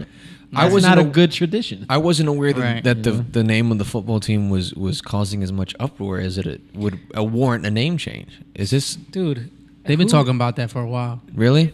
Mm-hmm. Like minor conversations. This has never been like people out there protesting. You know what I'm saying? If the poll reflects any sort of reality... it just really is it appeased to everybody else? I think it's a part of this whole woke cancel culture vibe that's happening right now. It's like all of these companies. You look at Aunt Jemima being taken down, Uncle Ben, then the Redskins and all these other brands that are. It's like this is our way of doing something without doing shit. You know what I mean? Yeah. Like just like we said, it's lying to people. Acting like they care about some cause that they're just doing so that they don't get called out. You know what I mean? Yeah. I saw something about the Aunt Jemima thing where the family of Aunt Jemima, whatever their name is, whatever, were kind of upset because she was like the first black face or something like that, or what do you call that? The first black like mascot, not mascot. Yeah, I'm sorry if I offended somebody with that. I'm trying to find the right words to say. She was the first spokesperson, black spokesperson. There you go. Like figurehead. And she would like Jake from State Farm. And I think she became like a millionaire off of the brand. Like she was someone that came from nothing, you know. Right? Isn't that taken away from the cause? Dude, not in this the day. cause. What was wrong with Aunt Jemima? I don't. I think the look of Aunt Jemima triggers people into a time when black people were the cooks, the and servant, help. Like the movie The Help. Yeah. You know what I mean? Like it harkens to that. Was the bandana she was wearing? Or? Yeah, and the apron, and it's like this. What is it? A mammy or something they call it? I don't know. But yeah, I don't know how to spell Aunt Jemima. In other football news, did you hear about your boy Deshaun Jackson? Oh my goodness! Your boy, he's retweeting phrases from Hitler. Yeah. Ooh, really? He's on this like whole anti-Semitism kick right now. What? Deshaun Jackson, like, he's getting caught up in like, I don't know if it's like that black Israelite thing. There's a lot of what's his name? Anthony, the basketball player. You know, I don't know basketball players. He was on New York Knicks. Carmelo Anthony. There you go. There you go. Yeah, he. I seen something that he posted. Yeah. A video about what the black Israelites are. Yeah. And a lot of people, and I think because if people don't know about black Israelites, I'm sure Kyle. Look, I was like, Kyle is like, I'm not gonna say anything. He's like, what is it, Jake? But they use the Bible a lot. Mm-hmm. But it's all based off of a building up of themselves based off of race. Right. You know, and so it's like a manipulation of the word. Black people were the original Jews. Yeah. Right. Which is like, even if it was, right. So what? Right. Like in terms of what the whole Bible does. Well, you say so what, but then they take that down a whole road of like these Jews are the imposter Jews that took over, and they're really this nefarious overlord of the world that controls us through the banking. You know what I mean? Like they take that. Into there's a European Jew thing too. Like not the white Israelites. There's white Israelites. Yes. Dude, this is the whole thing. Like, you got the black Israelites, you got the white Israelites that are the actual tribes. And then they break that brown down. Israelites. They're more like the Palestine Hitler type things. So I got his tweet up. What's the tweet? Hitler said, because the white Jews know that Negroes are the real children of Israel, to keep America's secret, the Jews will blackmail America. The will extort America, or they will extort America. Their plan for world domination won't work if Negroes know who they were. The white citizens of America will be terrified to know that all this time they've been mistreating and discriminating and lynching the children of Israel.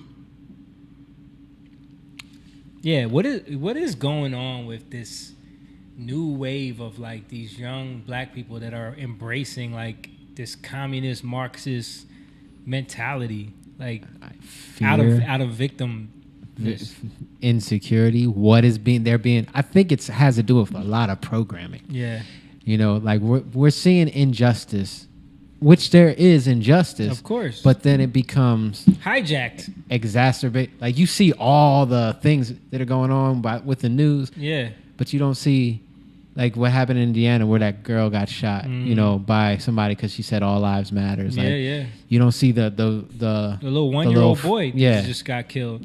Yeah, just What was that? That was like Yesterday in New York. It was that a barbecue or something? yeah. What happened? The 1-year-old. Yeah, he just got shot. There was a lot. There was a 4-year-old that got shot. Yeah. And these are black kids, but they're not. Nothing's happening with this. Nobody's talking about it.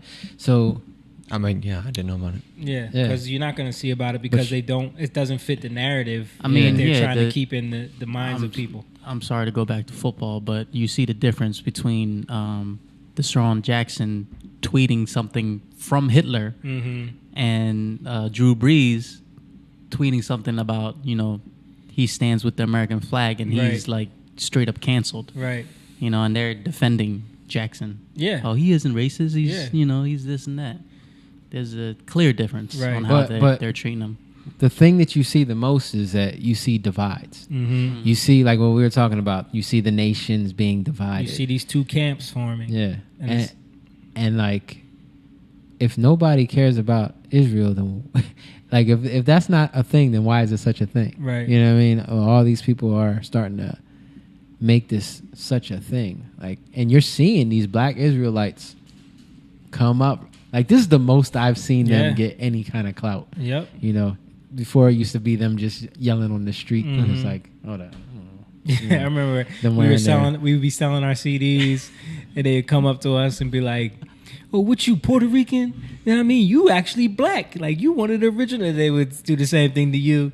You Cambodian. See, we brothers. Like, it's like. I remember them looking, they had a list, like a sheet of paper of a list of all the, the regions or whatever like that. They couldn't find Asia.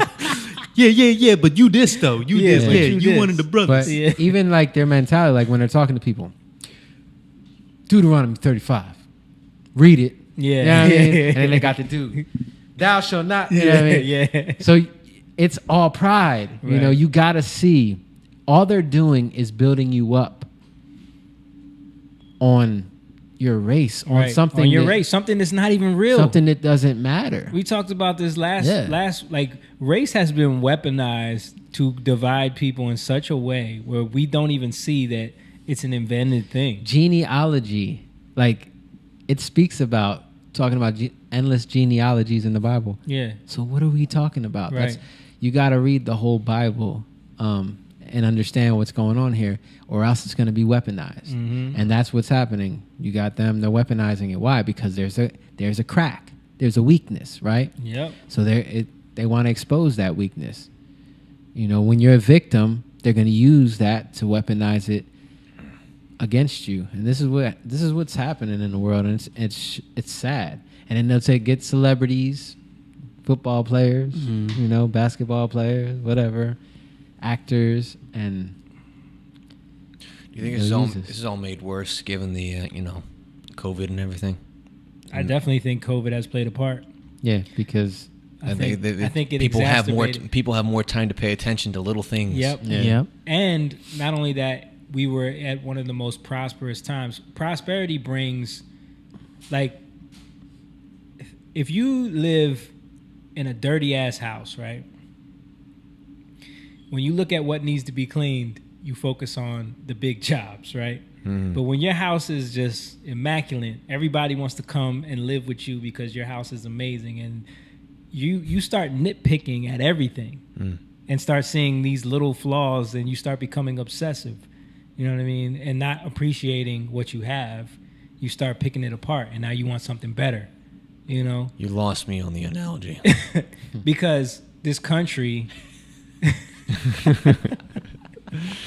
I love Kyle. I'm sorry, Kyle. This country was at a point where it was one of the economy was doing so well, unemployment was so low, things were thriving, businesses are coming back, jobs are coming back. People, when they're in the most privileged position, can nitpick all of the little minor issues and amplify them into major issues. Especially when there's pressure put on. Right. Okay. And then that's the thing. COVID turned it into even more of a pressure situation because now the economy was ripped away. People's jobs were ripped away. So now all of those smaller issues become these giant problems for everyone. And then it just gets amplified through social media, Twitter, the news, and all of that. Right. I mean, at a very basic standpoint, what else are people going to do? I mean, I feel like a lot of this stuff is time filling. Yeah. In a way. The lack of anything else to do, let's get amped up about some stuff. Yeah, and go loot and steal Nikes and stuff like that. Because that betters the cause. Right. Stealing these Nikes helps me. But that's why it's like, okay, like you guys see in Minnesota, now they're asking for funding to rebuild all the damage that was done. Right. Yeah, and Trump said no. Well, he said no because it's like, wait a minute, I told y'all to get a handle of this. I told y'all, like, don't let this happen. They were allowing it. They allowed it to happen. Yeah. Because you wanted to show that you're for this cause, and now you want the whole country to pay for you to fix this problem. Yeah. Like that's not how this works. You know. You didn't think that through. Yeah, you didn't think that through. Yeah. Can we go back to Aunt Jemima? Yeah. Go ahead. I just want to show you guys a picture of Aunt Jemima. She's modernized. Oh, Yeah. well, so You know what I'm saying? Why are we canceling Aunt Jemima when they already updated? Well, she has a Live? 50s hairdo. That's the problem. But I see the original one. Is that real? Those other pictures next to it? This one right here? Yeah, Probably. Aunt Yeah. Jemima. Was that the original? Go to the one with the Let yellow. me see. That's the color purple right there, boy.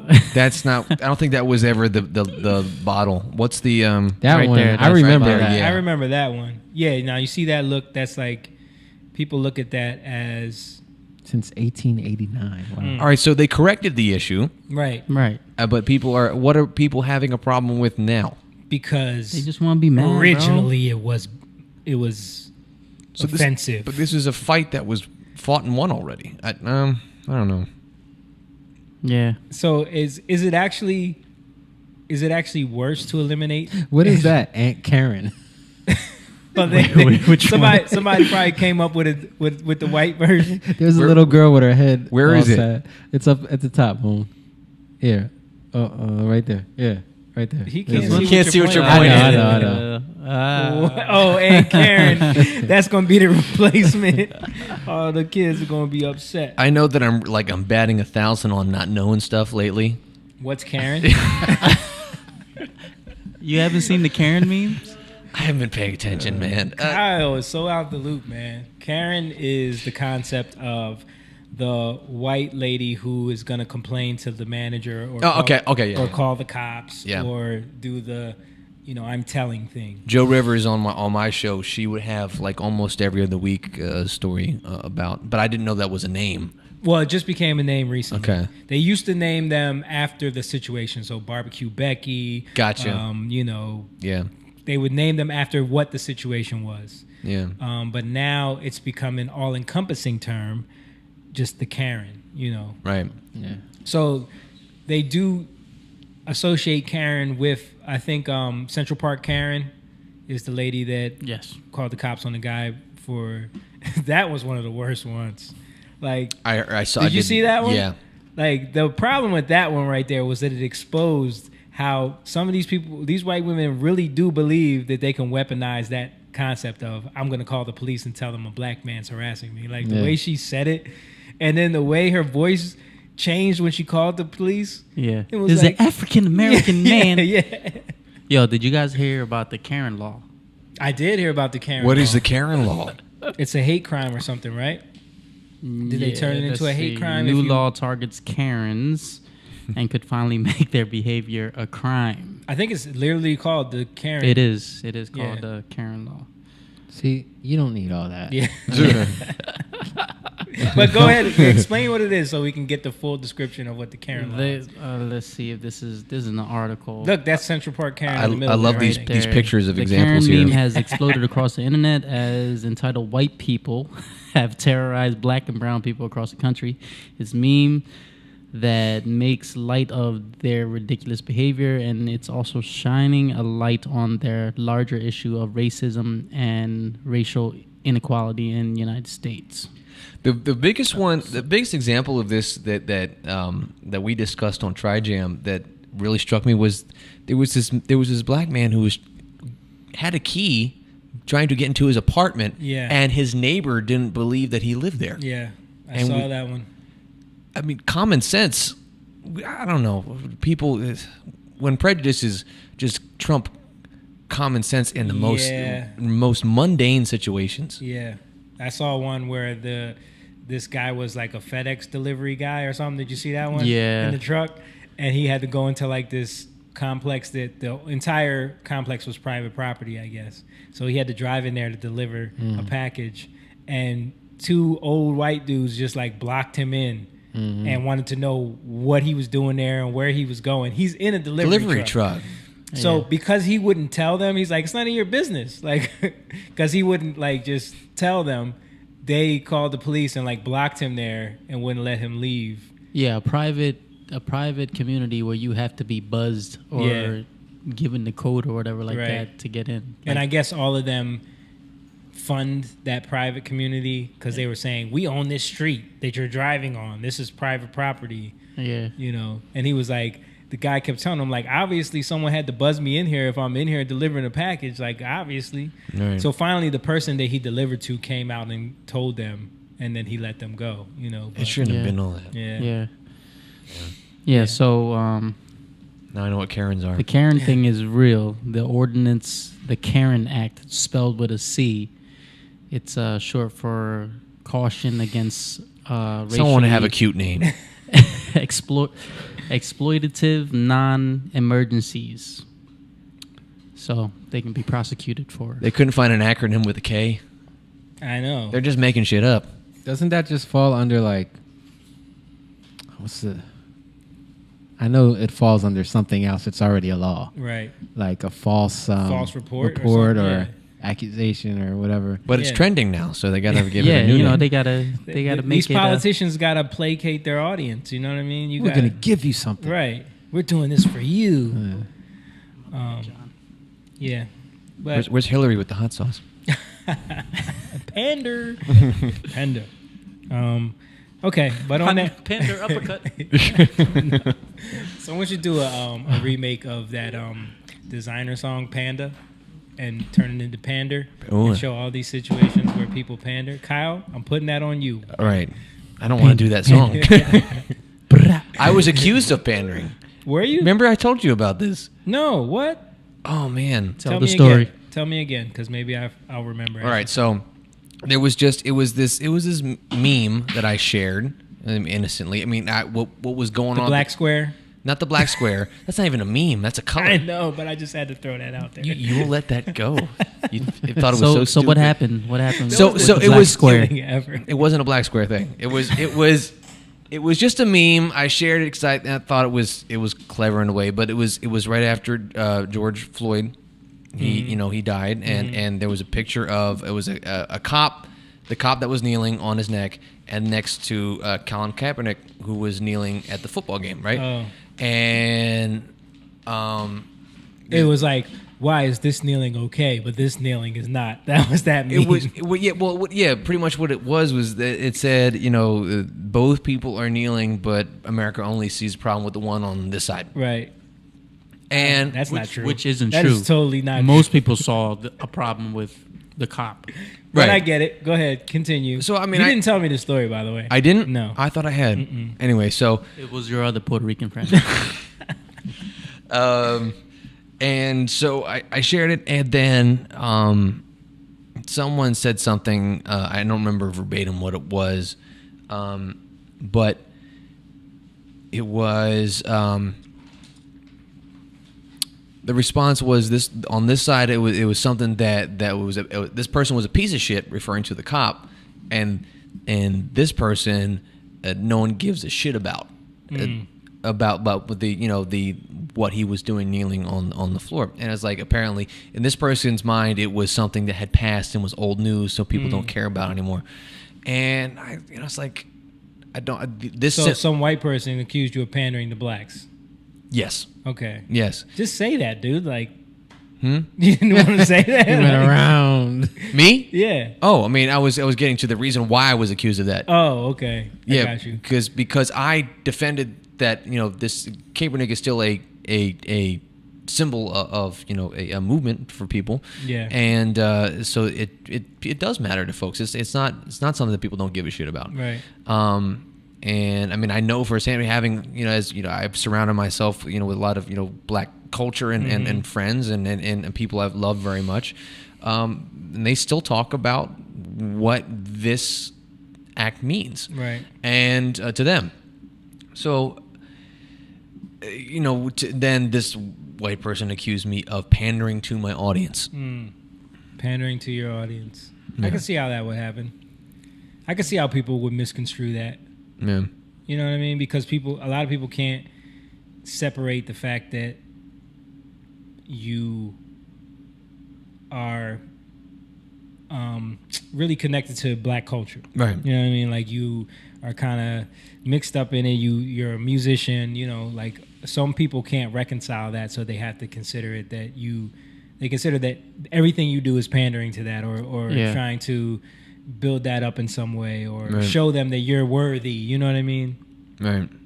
And as long as you're not doing that, then you're cool. Yeah, there might be a little bit to that, but at the same time, we all do that in a little. We do. You're gonna want people to like you, especially when you're in the entertainment industry. Yeah. But yeah, it's just because we all have insecurities, and we definitely can all do that. I don't think we should, but we all do it. Yeah. And we're learning. So whatever. That dude who's calling you a pander probably does it himself in another way. Right. Yeah. Right. Yeah. Bro. All right, let's get ready to get out of here. Before we go. Go ahead.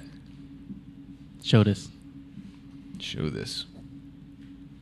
Show it. Bill Clinton and Rachel Chandler on the Lolita. Epstein's plane. Lolita Express. Okay. Is that Rachel Chandler, assistant vice president and recruiting manager at Wayfair. Are we sure that's his plane? Yeah, how do we know that that's his plane? And it's just a fuselage in the background. But that's someone did break down. Did I send you guys that definition thing of waif and fair? Yes. Ain't that crazy? That is crazy. No, I didn't. So the word waif, the definition is an abandoned or neglected person, most usually a child, and then fair is a amount of money you pay for transportation. You know what I mean? Whoa. Really? Yeah. Like, isn't that weird? It's all spelled the same way? No, waif is spelled WAIF, but it's a Gotcha. play on words. Wayfair. Right. I'm deleting that app from my phone right now. I used Wayfair once, and it was to buy a comforter set for $40. Here, show it. Huh?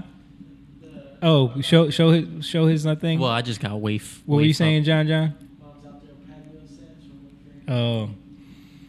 A homeless, neglected, or abandoned person, especially child. So as a consumer, should we Crazy. stop using Wayfair, or should we just shun the people who used it as a tool? I don't know. Like, listen, like I said before, I don't know what this is. Okay. And if it could also be like if someone is using Wayfair to traffic children, which is horrible, maybe Wayfair doesn't know about it. Maybe they don't. Right. Maybe they're not hip to what's going on. Maybe they're not that. Right. But there has been people that work at the warehouses that have come out on Twitter and tweeted about how, like, sometimes they'll get these packages that are way too heavy than they should be, and they don't understand why they have like secret address. Like, there's people that have. There were come some out. weird things going on at Wayfair. So were you saying that these warehouse workers were receiving packages literally filled with children? I don't know, dude. Like, when you say it like that, I don't know, man. Yeah, that's kind of weird. I feel like that Wayfair would be used as just the transaction medium. That's what I was thinking too. Yeah. And they handle the rest of the stuff on their own. Right? They're just in the package. No, okay. You laughing, but this It's not really funny not funny at all. Like, But yeah, that's crazy when you look at that word waif and fair. Like, yeah, it is. I mean, it could all be, Or it could be a hacker playing a joke. It could be, because and this is the other thing. If those But why would they have come out with the statement, and That they- admitted that they were that price because of the type of cabinets they were. Right. When people found the same cabinets on other websites for much and cheaper. they went and changed the price. And when, they- when people rush and to dudes cover step their down. asses, Yeah. when people, I mean, it happens all the time. People rush to cover their asses and will say whatever they can to save themselves in that moment. Right, right. So The CEO stepped down. Yeah? Yeah, When? it just said. Let's see if this is Breaking today's news. 5. I don't know if that's a When is it from? no. I see it in the article on today's 5.com. I don't know. Yeah, how. they usually have a date right at the top of the article whenever they write an article. Put it up on the screen. July 13th, July 13th. that was yesterday. 2020. What? Yesterday. Yo, that's the dude that was pictured with Ghislaine Maxwell. Yeah. Yo, he stepped down. Look, and the pictures. The person that's not missing is That's the there. girl that's not missing. Said Wayfair CEO just stepped down amid child trafficking allegations. You can run, but you can't hide. Hashtag Wayfair CEO owns a children's foundation. Yo, he owns a children's foundation. Suspicious CEO Wayfair CEO connected to the Federal Reserve of Boston. I don't know what that means. Me either. I know you're trying to get out of here, but I have a question. I want Go to, ahead. No, we can go as long. Listen, I'm trying to. If y'all need to go, look, I'm good. I mean, I got nothing to do tomorrow, but last week Yeah. we were talking about the Tom Hanks thing. Yeah. And you kind of, I never actually asked you about it, and when I tried to look it up myself, it didn't make any sense. But you kind of glazed over the fact that people were commenting with pizza emojis. Yeah. And I looked up and I saw that it meant Pizzagate, but I looked up Pizzagate and it seemed like it had the definition of that had nothing to do with what I would think What would was be the associated. definition? This is interesting because I'm interested to know when you looked up Pizzagate what you. I'll found. look it up, but it didn't seem like it had anything to do with pedophilia or let me see. Or anything to do with celebrities or trafficking rings. Because if that's the case, then they are seriously misleading people. Seriously. It says Pizzagate was a debunked conspiracy theory that went viral during the 2016 U.S. Presidential election cycle. Is what I. That's all they told you, right? Yeah. First of all, it wasn't debunked. First of all, was never debunked. Okay. Second of all I'm gonna say is okay. So one of the main reasons why Pizzagate became a thing is because I know you're not going to be aware of this because you don't pay attention to shit. Thanks, man. Do you know who Julian Assange is? Nope. Oh, yep. So there's this publisher Julian Assange. He had this thing called WikiLeaks. Right. WikiLeaks. Who Julian Assange is now? Is he still? Oh, is he the CIA person? No. Okay. He was a guy who was like on the run from. Okay. Because he leaked government information. He was on the run from Hillary Clinton. Yeah. But so. Oh, I remember his name and I remember the situation, but I thought I'm getting whistleblowers mixed up. Right. You're probably thinking of Snowden. Yeah. So Julian Assange leaked. He got one of Hillary Clinton's top campaign advisors, the guy, Right. John Podesta. He was the guy who actually went out and addressed the audience and said, "Hillary's not coming out tonight, guys," when she didn't want to give her concession speech after she lost. Yeah. That was John Podesta. But they found all of his emails. They got all his emails. Uh-huh. And they started leaking them online and exposing all this dude's emails. So people were going through these emails, and there was all of this like coded language, this seriously weird coded language That made no sense. That made no sense. But people showed how in the FBI database for pedophilia that this language lined up with a lot of the language there. Pedophile language. Okay. Yeah. And a lot of the symbology and things that they were saying. So people started investigating this stuff. They started, you know how they do on the internet. These people are freaking sleuths, man. Like Yeah. You ever see Don't Fuck With Cats? I know it exists. I started watching it. I didn't finish. Listen, bro. You want me to watch it all? I'm not saying watch it all. What I'm saying is if you can see the level that people will go to investigate some shit online, Yeah. like people are made to seem like crazy. Without those people, they would have never caught that murderer. Without those people and their obsessive Facebook group trying to catch this dude who... Did you just spoil the documentary for me? No. Okay. Because that's everyone, like it's based off of a real story. I didn't know about the story. All right, so let's get back to But anyway, what's in these. But What's in these emails? No, because I want him to look it up for himself. Okay. I don't even want to go into it. Like I just want to say that the emails are very weird, and a lot of it was linked to a pizza parlor that exists in D.C. Okay. That a lot of these politicians. It also had to do with like them saying in the emails about pizza. Yeah. In weird ways, Right. pizza in pools. Mm-hmm. Pizza in jacuzzis. You know what I mean? Pizzas with walnut sauce and all this weird stuff. Yeah, that makes no sense. Sounds gross. But it's coded language. Yeah. It's coded language. The, So the language itself makes me feel uncomfortable. right. So that walnut sauce thing is a whole nother. I know. You know. I know. That's a whole I know. nother thing. No, it's. Yeah. We'll just say. I'll I'll do just my say research. one adrenochrome. Yeah, adrenochrome. Adrenochrome. No, Adrenochrome. You dropping all the But- conspiracy terms. But on dude, them. that's I a know, crazy. man. I know. Crazy one. But listen, so it got linked back to this.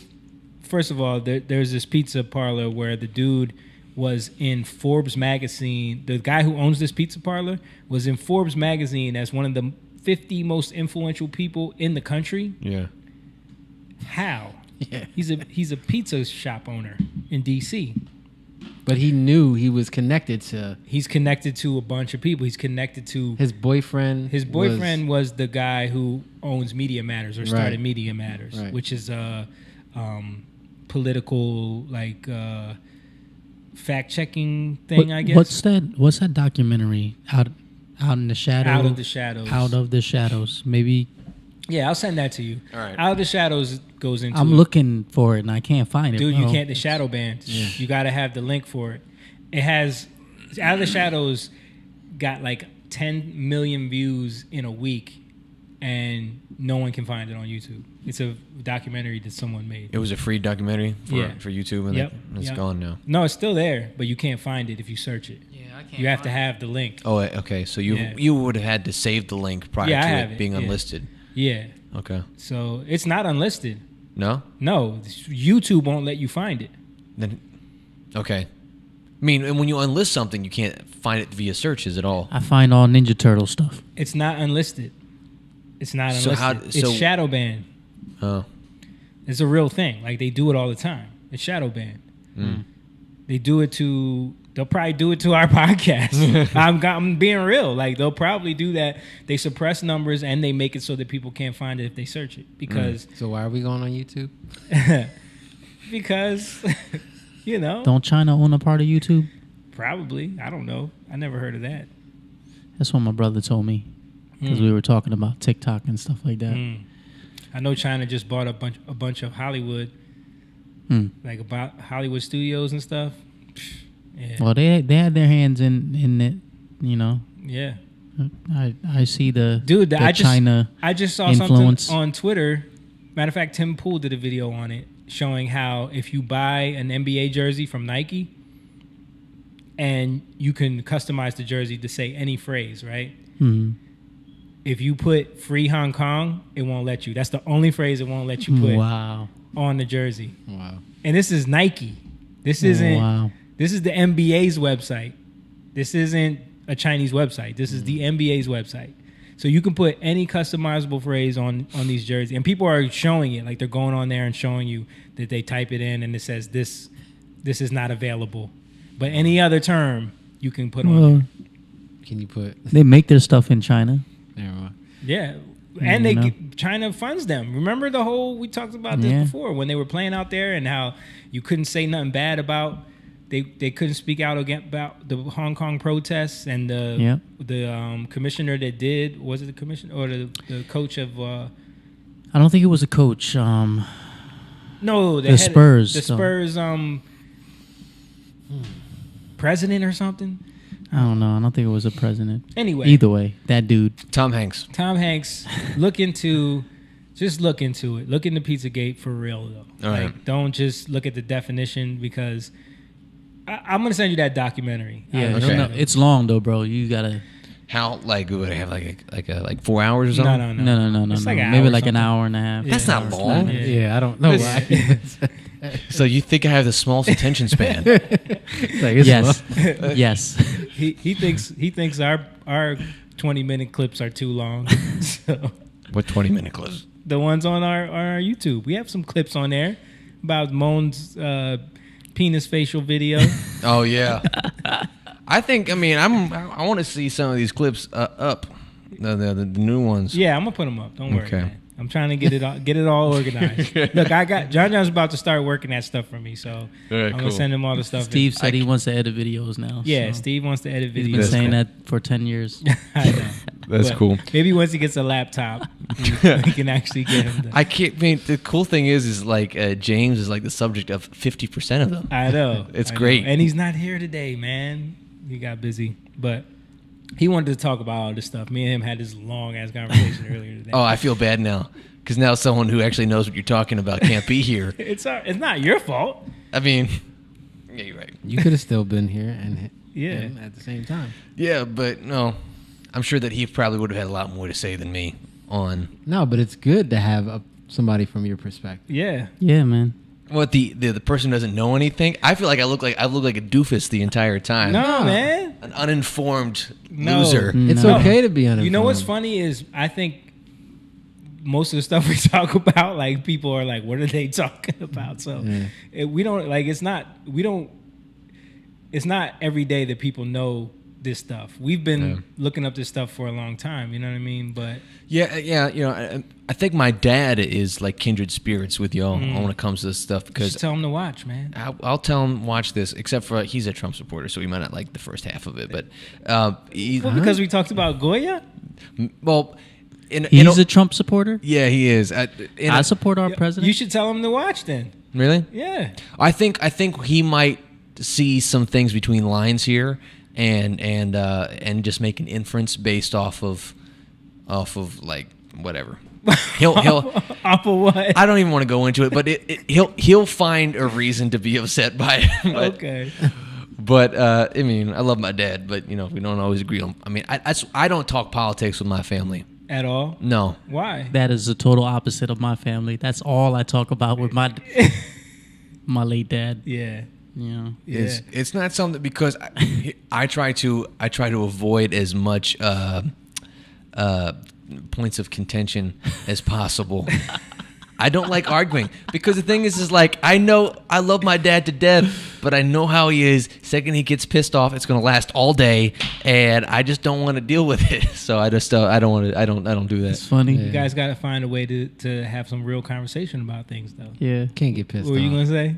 No, it just reminds me of my arguments with dad sometimes. 'Cause sometimes, you know, he's over the top. Yeah. And I just see my wife, like every time we have those arguments, She leaves the she's room. the Homer Simpson into the bush. I think most of our wives probably do. Every time we get into conversations when we're all together and all our wives are there, it's like it turns into like us and they all disappear. It's like they all just fade into the background and they don't want to have no parts. Oh, that's funny. But no, yeah, for real. Like when we do Tri-Jam, it's not something that we don't talk about this. You know. Yeah. And so most of my information, as made apparent by tonight, the most I had to speak about probably was about Jada and Will. Right. It's more pop culture stuff. Yeah. Absolutely. I get that. I come here and I get very paranoid. Why? Well, that's why I try to mix in like pop culture and its relevance to other things that we're talking about, because I know that like not everybody knows about the Wayfair thing, but also bringing that up and showing it to people could be like, oh shit, I didn't even know about this. And it was we didn't talk about Jada for 5 minutes before you compared her to Jeffrey Epstein. I compared her tactics Yes, okay. Ghislaine Maxwell. to Ghislaine, not Jeffrey. Ghislaine. Oh, okay. Yeah. I mean, you don't know how these people roll, really. That's true. And that's the That point. is true. These celebrities be into some weird stuff, man. Yeah, I can believe it. I mean, I feel like to get to a certain status and position in the entertainment industry, like I mean, you guys made a comment about how much you weren't willing to do. Yeah. There's a lot of freaky people controlling the who gets hired into certain positions or who makes it to positions. Yeah. and they lord that over you. Yeah. You know, in weird Weinstein. ways. Yeah, Weinstein is a prime example of that. I mean, that was normal. Everyone knew he was doing it, and it was fine. You know, a lot of I wonder how many females haven't said anything because they've benefited. You know, Right. that's a real thing too. There's rumors from certain people that that's the case. Well, even if they haven't said anything because they've benefited, but there are a lot of people who have benefited who've come out and wear their struggle like a badge. Well, you know what's funny is I feel like a lot of women, and I know people could get offended by this, but just in my observation, it seems like a lot of these women come out after they're not getting hired anymore for these jobs. You know what I'm saying? Right. Like it's almost like Damn, son. it's like once they ain't getting the hot girl roles anymore. It's like now I want to talk about my hurts. You know what I mean? Right. But they played the game the whole time. You know what I mean? Mm-hmm. So it's a weird dynamic, man. And when you have an industry where, like we were talking about in the music business and with other things, when people are so willing to be they'll do anything to be a star, there's gonna be guys that exploit that. Right. You know what I mean? And you can the dude got called out because a girl wasn't willing. Right. And she called the police and video, and then they had her voice record him, and she, got it on tape. Yeah. She didn't take the ticket. Yeah. Then Michael Claytoned him. Yeah. Exactly. Watch that movie. Watch it But, to the end. Speaking of like the weird, Hollywood elite stuff, like when you watch the Stanley Kubrick films like Eyes Wide Shut, Lolita, Shining? Shining is another one. There's a lot of stuff in that film that people miss. And if you catch the breakdowns of it, I always wanted to know what was going on with that BJ and the person in the dog costume. Ain't that weird? That was very strange. Yeah. And if you watch the first scene, there's this weird dynamic between Jack Nicholson and the son. What's his name? Danny? Yeah. And it's almost like the son's being abused by him. You know what I mean? I think he's abusing everybody in that No, family. I'm not saying in that instance. I'm saying there's a history of that. You know what I okay. mean? And when you watch the scene when he goes to the hotel and he sits down, he's waiting to meet the guy that's going to show him around. Mm-hmm. He's reading a Playgirl magazine. I missed that. Everyone misses that. But when you know about Stanley Kubrick and you know about his films, none of that stuff is on accident. He's telling a story within the story. What is the story that people are saying was told in The Shining? That Jack Nicholson had some kind of sexual weirdness to him. Oh, it was Jack Nicholson's character who was reading Playgirl. Mm-hmm, mm-hmm. Oh, okay. I thought you were saying it was the guy who was showing him in the hotel. When he was sitting at the table waiting to meet the guy. Yeah. He was sitting there reading the Playgirl, and when the guy walks in, he puts it down real quick, and he's like, "Hey," you know what I mean? Interesting. Yeah. I never noticed that at all. Yeah, there's a lot of those little hints in his movies all the time. And The Shining, Eyes Wide Shut, we don't know because so much of that movie got edited after he died mysteriously, I don't know what that movie's about. I haven't seen it. Never seen Eyes Wide Shut? No, when that come out? 1999. Okay. Check when Eyes Wide Shut came out. Watch. Dude, you got to watch that movie, bro. Yeah. You got to watch it. Everything that we're talking about, he was showing an inside look into that world in that movie. Mm-hmm. And then 1999. He mysteriously dies before it comes out, and then they confiscate it, and the studio takes out a bunch of the movie that we've never seen. So if they sanitize it, is it still something that's? I still get the original point across? Is it worth it? There's still a lot to it that you should see, but I just wonder what it is that we haven't seen. Okay. Because there's a lot of weird stuff in that movie. All right. And Lolita's another good one to watch. It goes into Epstein's plane was called the Lolita Express, right? Which is talking about this movie. Mm-hmm. You gotta watch it. Okay. When you have a chance. So those are two separate movies. So yeah, Lolita, Eyes Wide Shut. I'm gonna send you Out of the Shadows. Okay. And then Man, I gotta a hefty weekend ahead of me.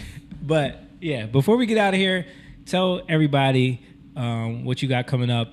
What Tri-Jam, dude? You did a documentary. You was working on the documentary. Oh, I didn't tell you about that. No, you never told me about that. I saw you liked it. Thanks. I did.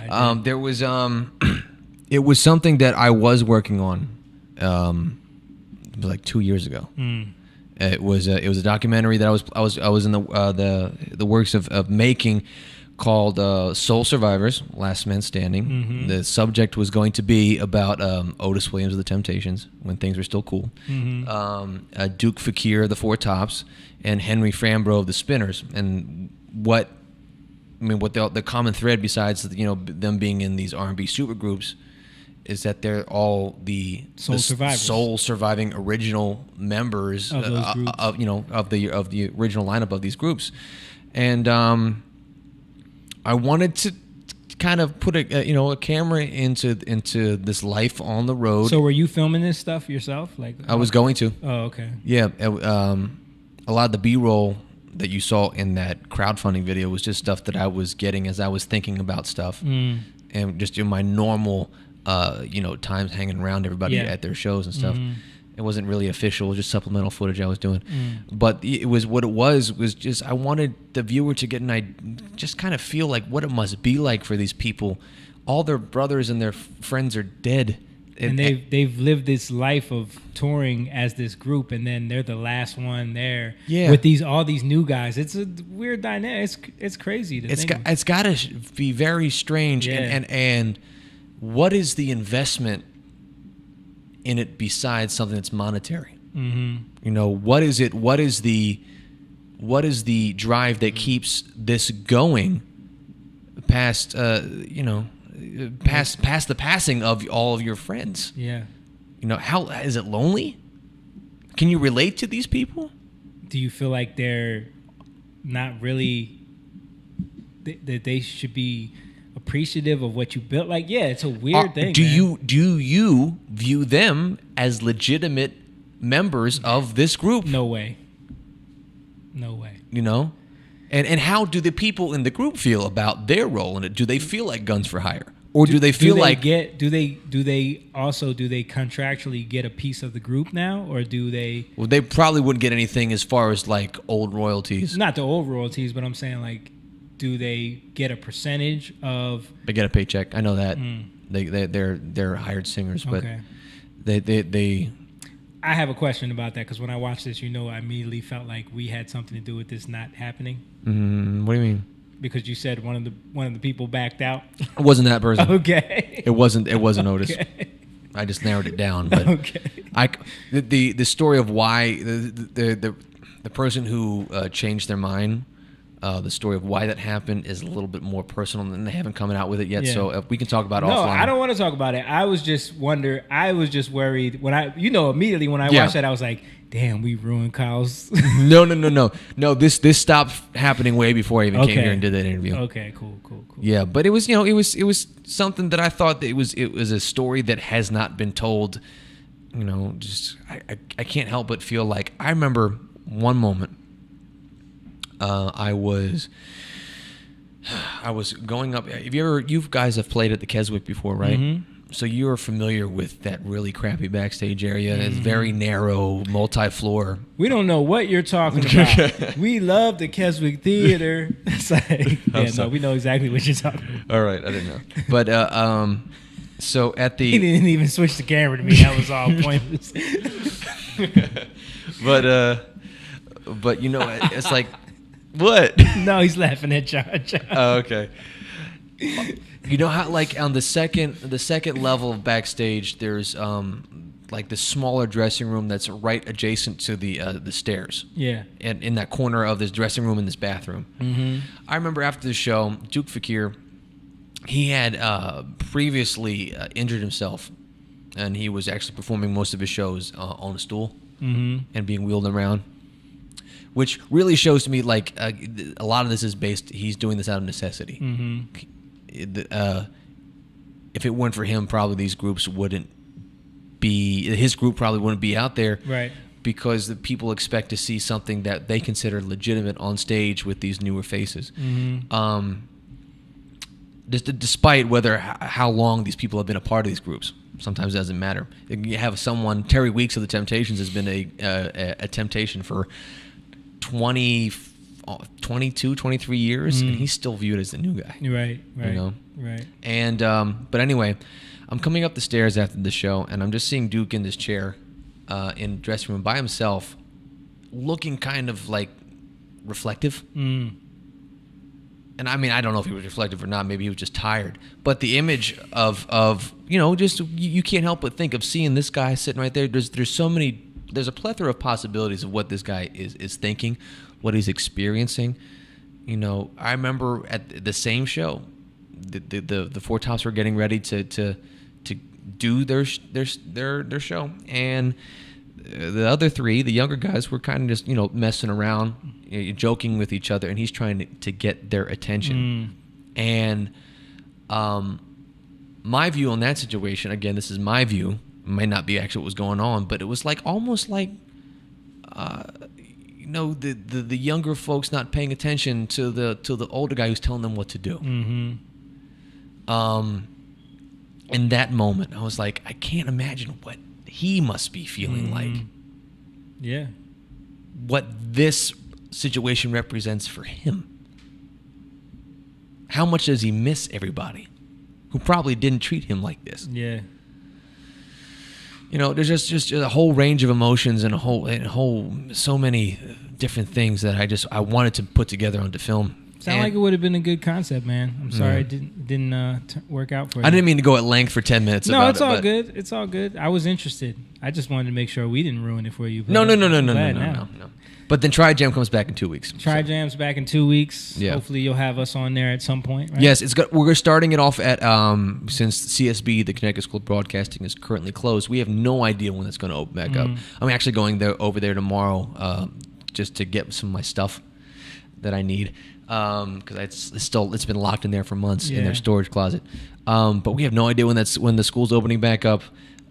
So for the foreseeable future, we're doing it from Mikasa. Sukasa. So for the foreseeable future, in the next 2 weeks, we're not going to see you on Tuesdays anymore.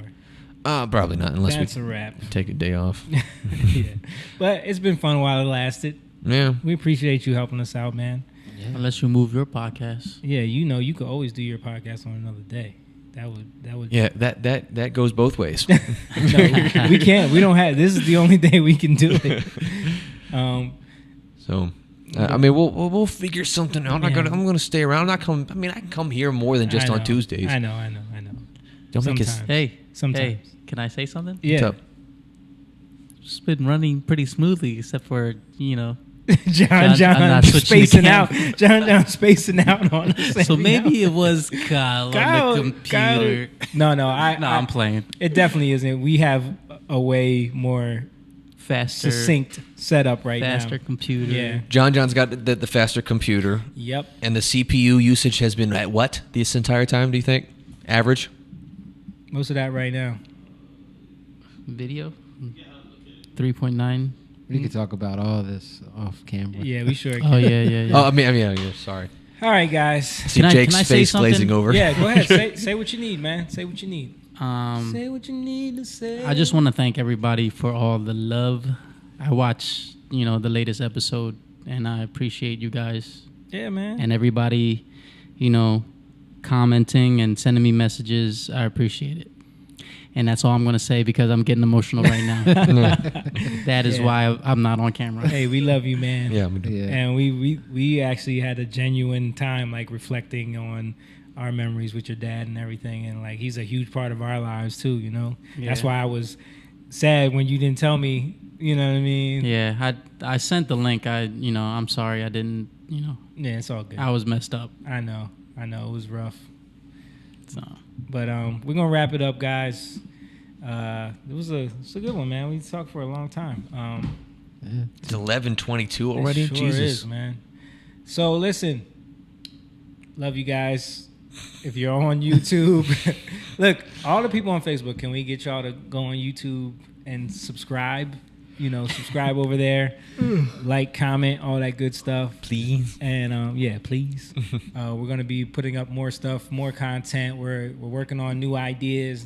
We keep trying to get the setup better for y'all, so we're going to try to add another camera. I will say this, I kind of miss the table a little bit. Why? Because now I don't know what to do with my legs or my hands. Bro, I'm afraid of how does my crotch look in the camera shot. Oh my goodness. Man. You overthink everything, don't you? Man. Goodness. I don't want to wear shorts. That's because he's still young and he's still worried about them chicks. That's the problem, right? You're still looking for Mrs. Mac. Yeah, I'm still looking for a companion. Yes. Yeah. So a female lady companion. You're thinking all of this is reflecting on your chances, I guess, huh? No. Okay. Nobody's watching that shit. That's not what I meant to say. Jake, fix your face. I'm just ready for this to be over.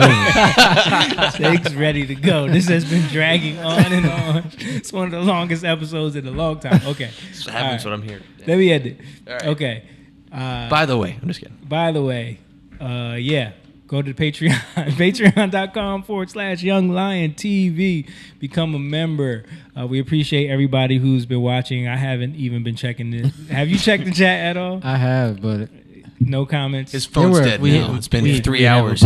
Comments. Yeah. Hey, just ignored all the comments? No, there were a few, but I didn't see it because I just clicked onto the Dudes Chrome. is the worst, yo. all right. All right, guys. I've been trying to. This is hard, yo. Rach, I love you, Rach. Rachel was watching too, so yeah. I was too busy. Rachel does both at the same time, I know. Hey, yo, it's hard. Like researching, trying to find the right stuff. Yeah. I'm all insecure about it. It's like, is this good enough? It's hilarious, man. I love it, man.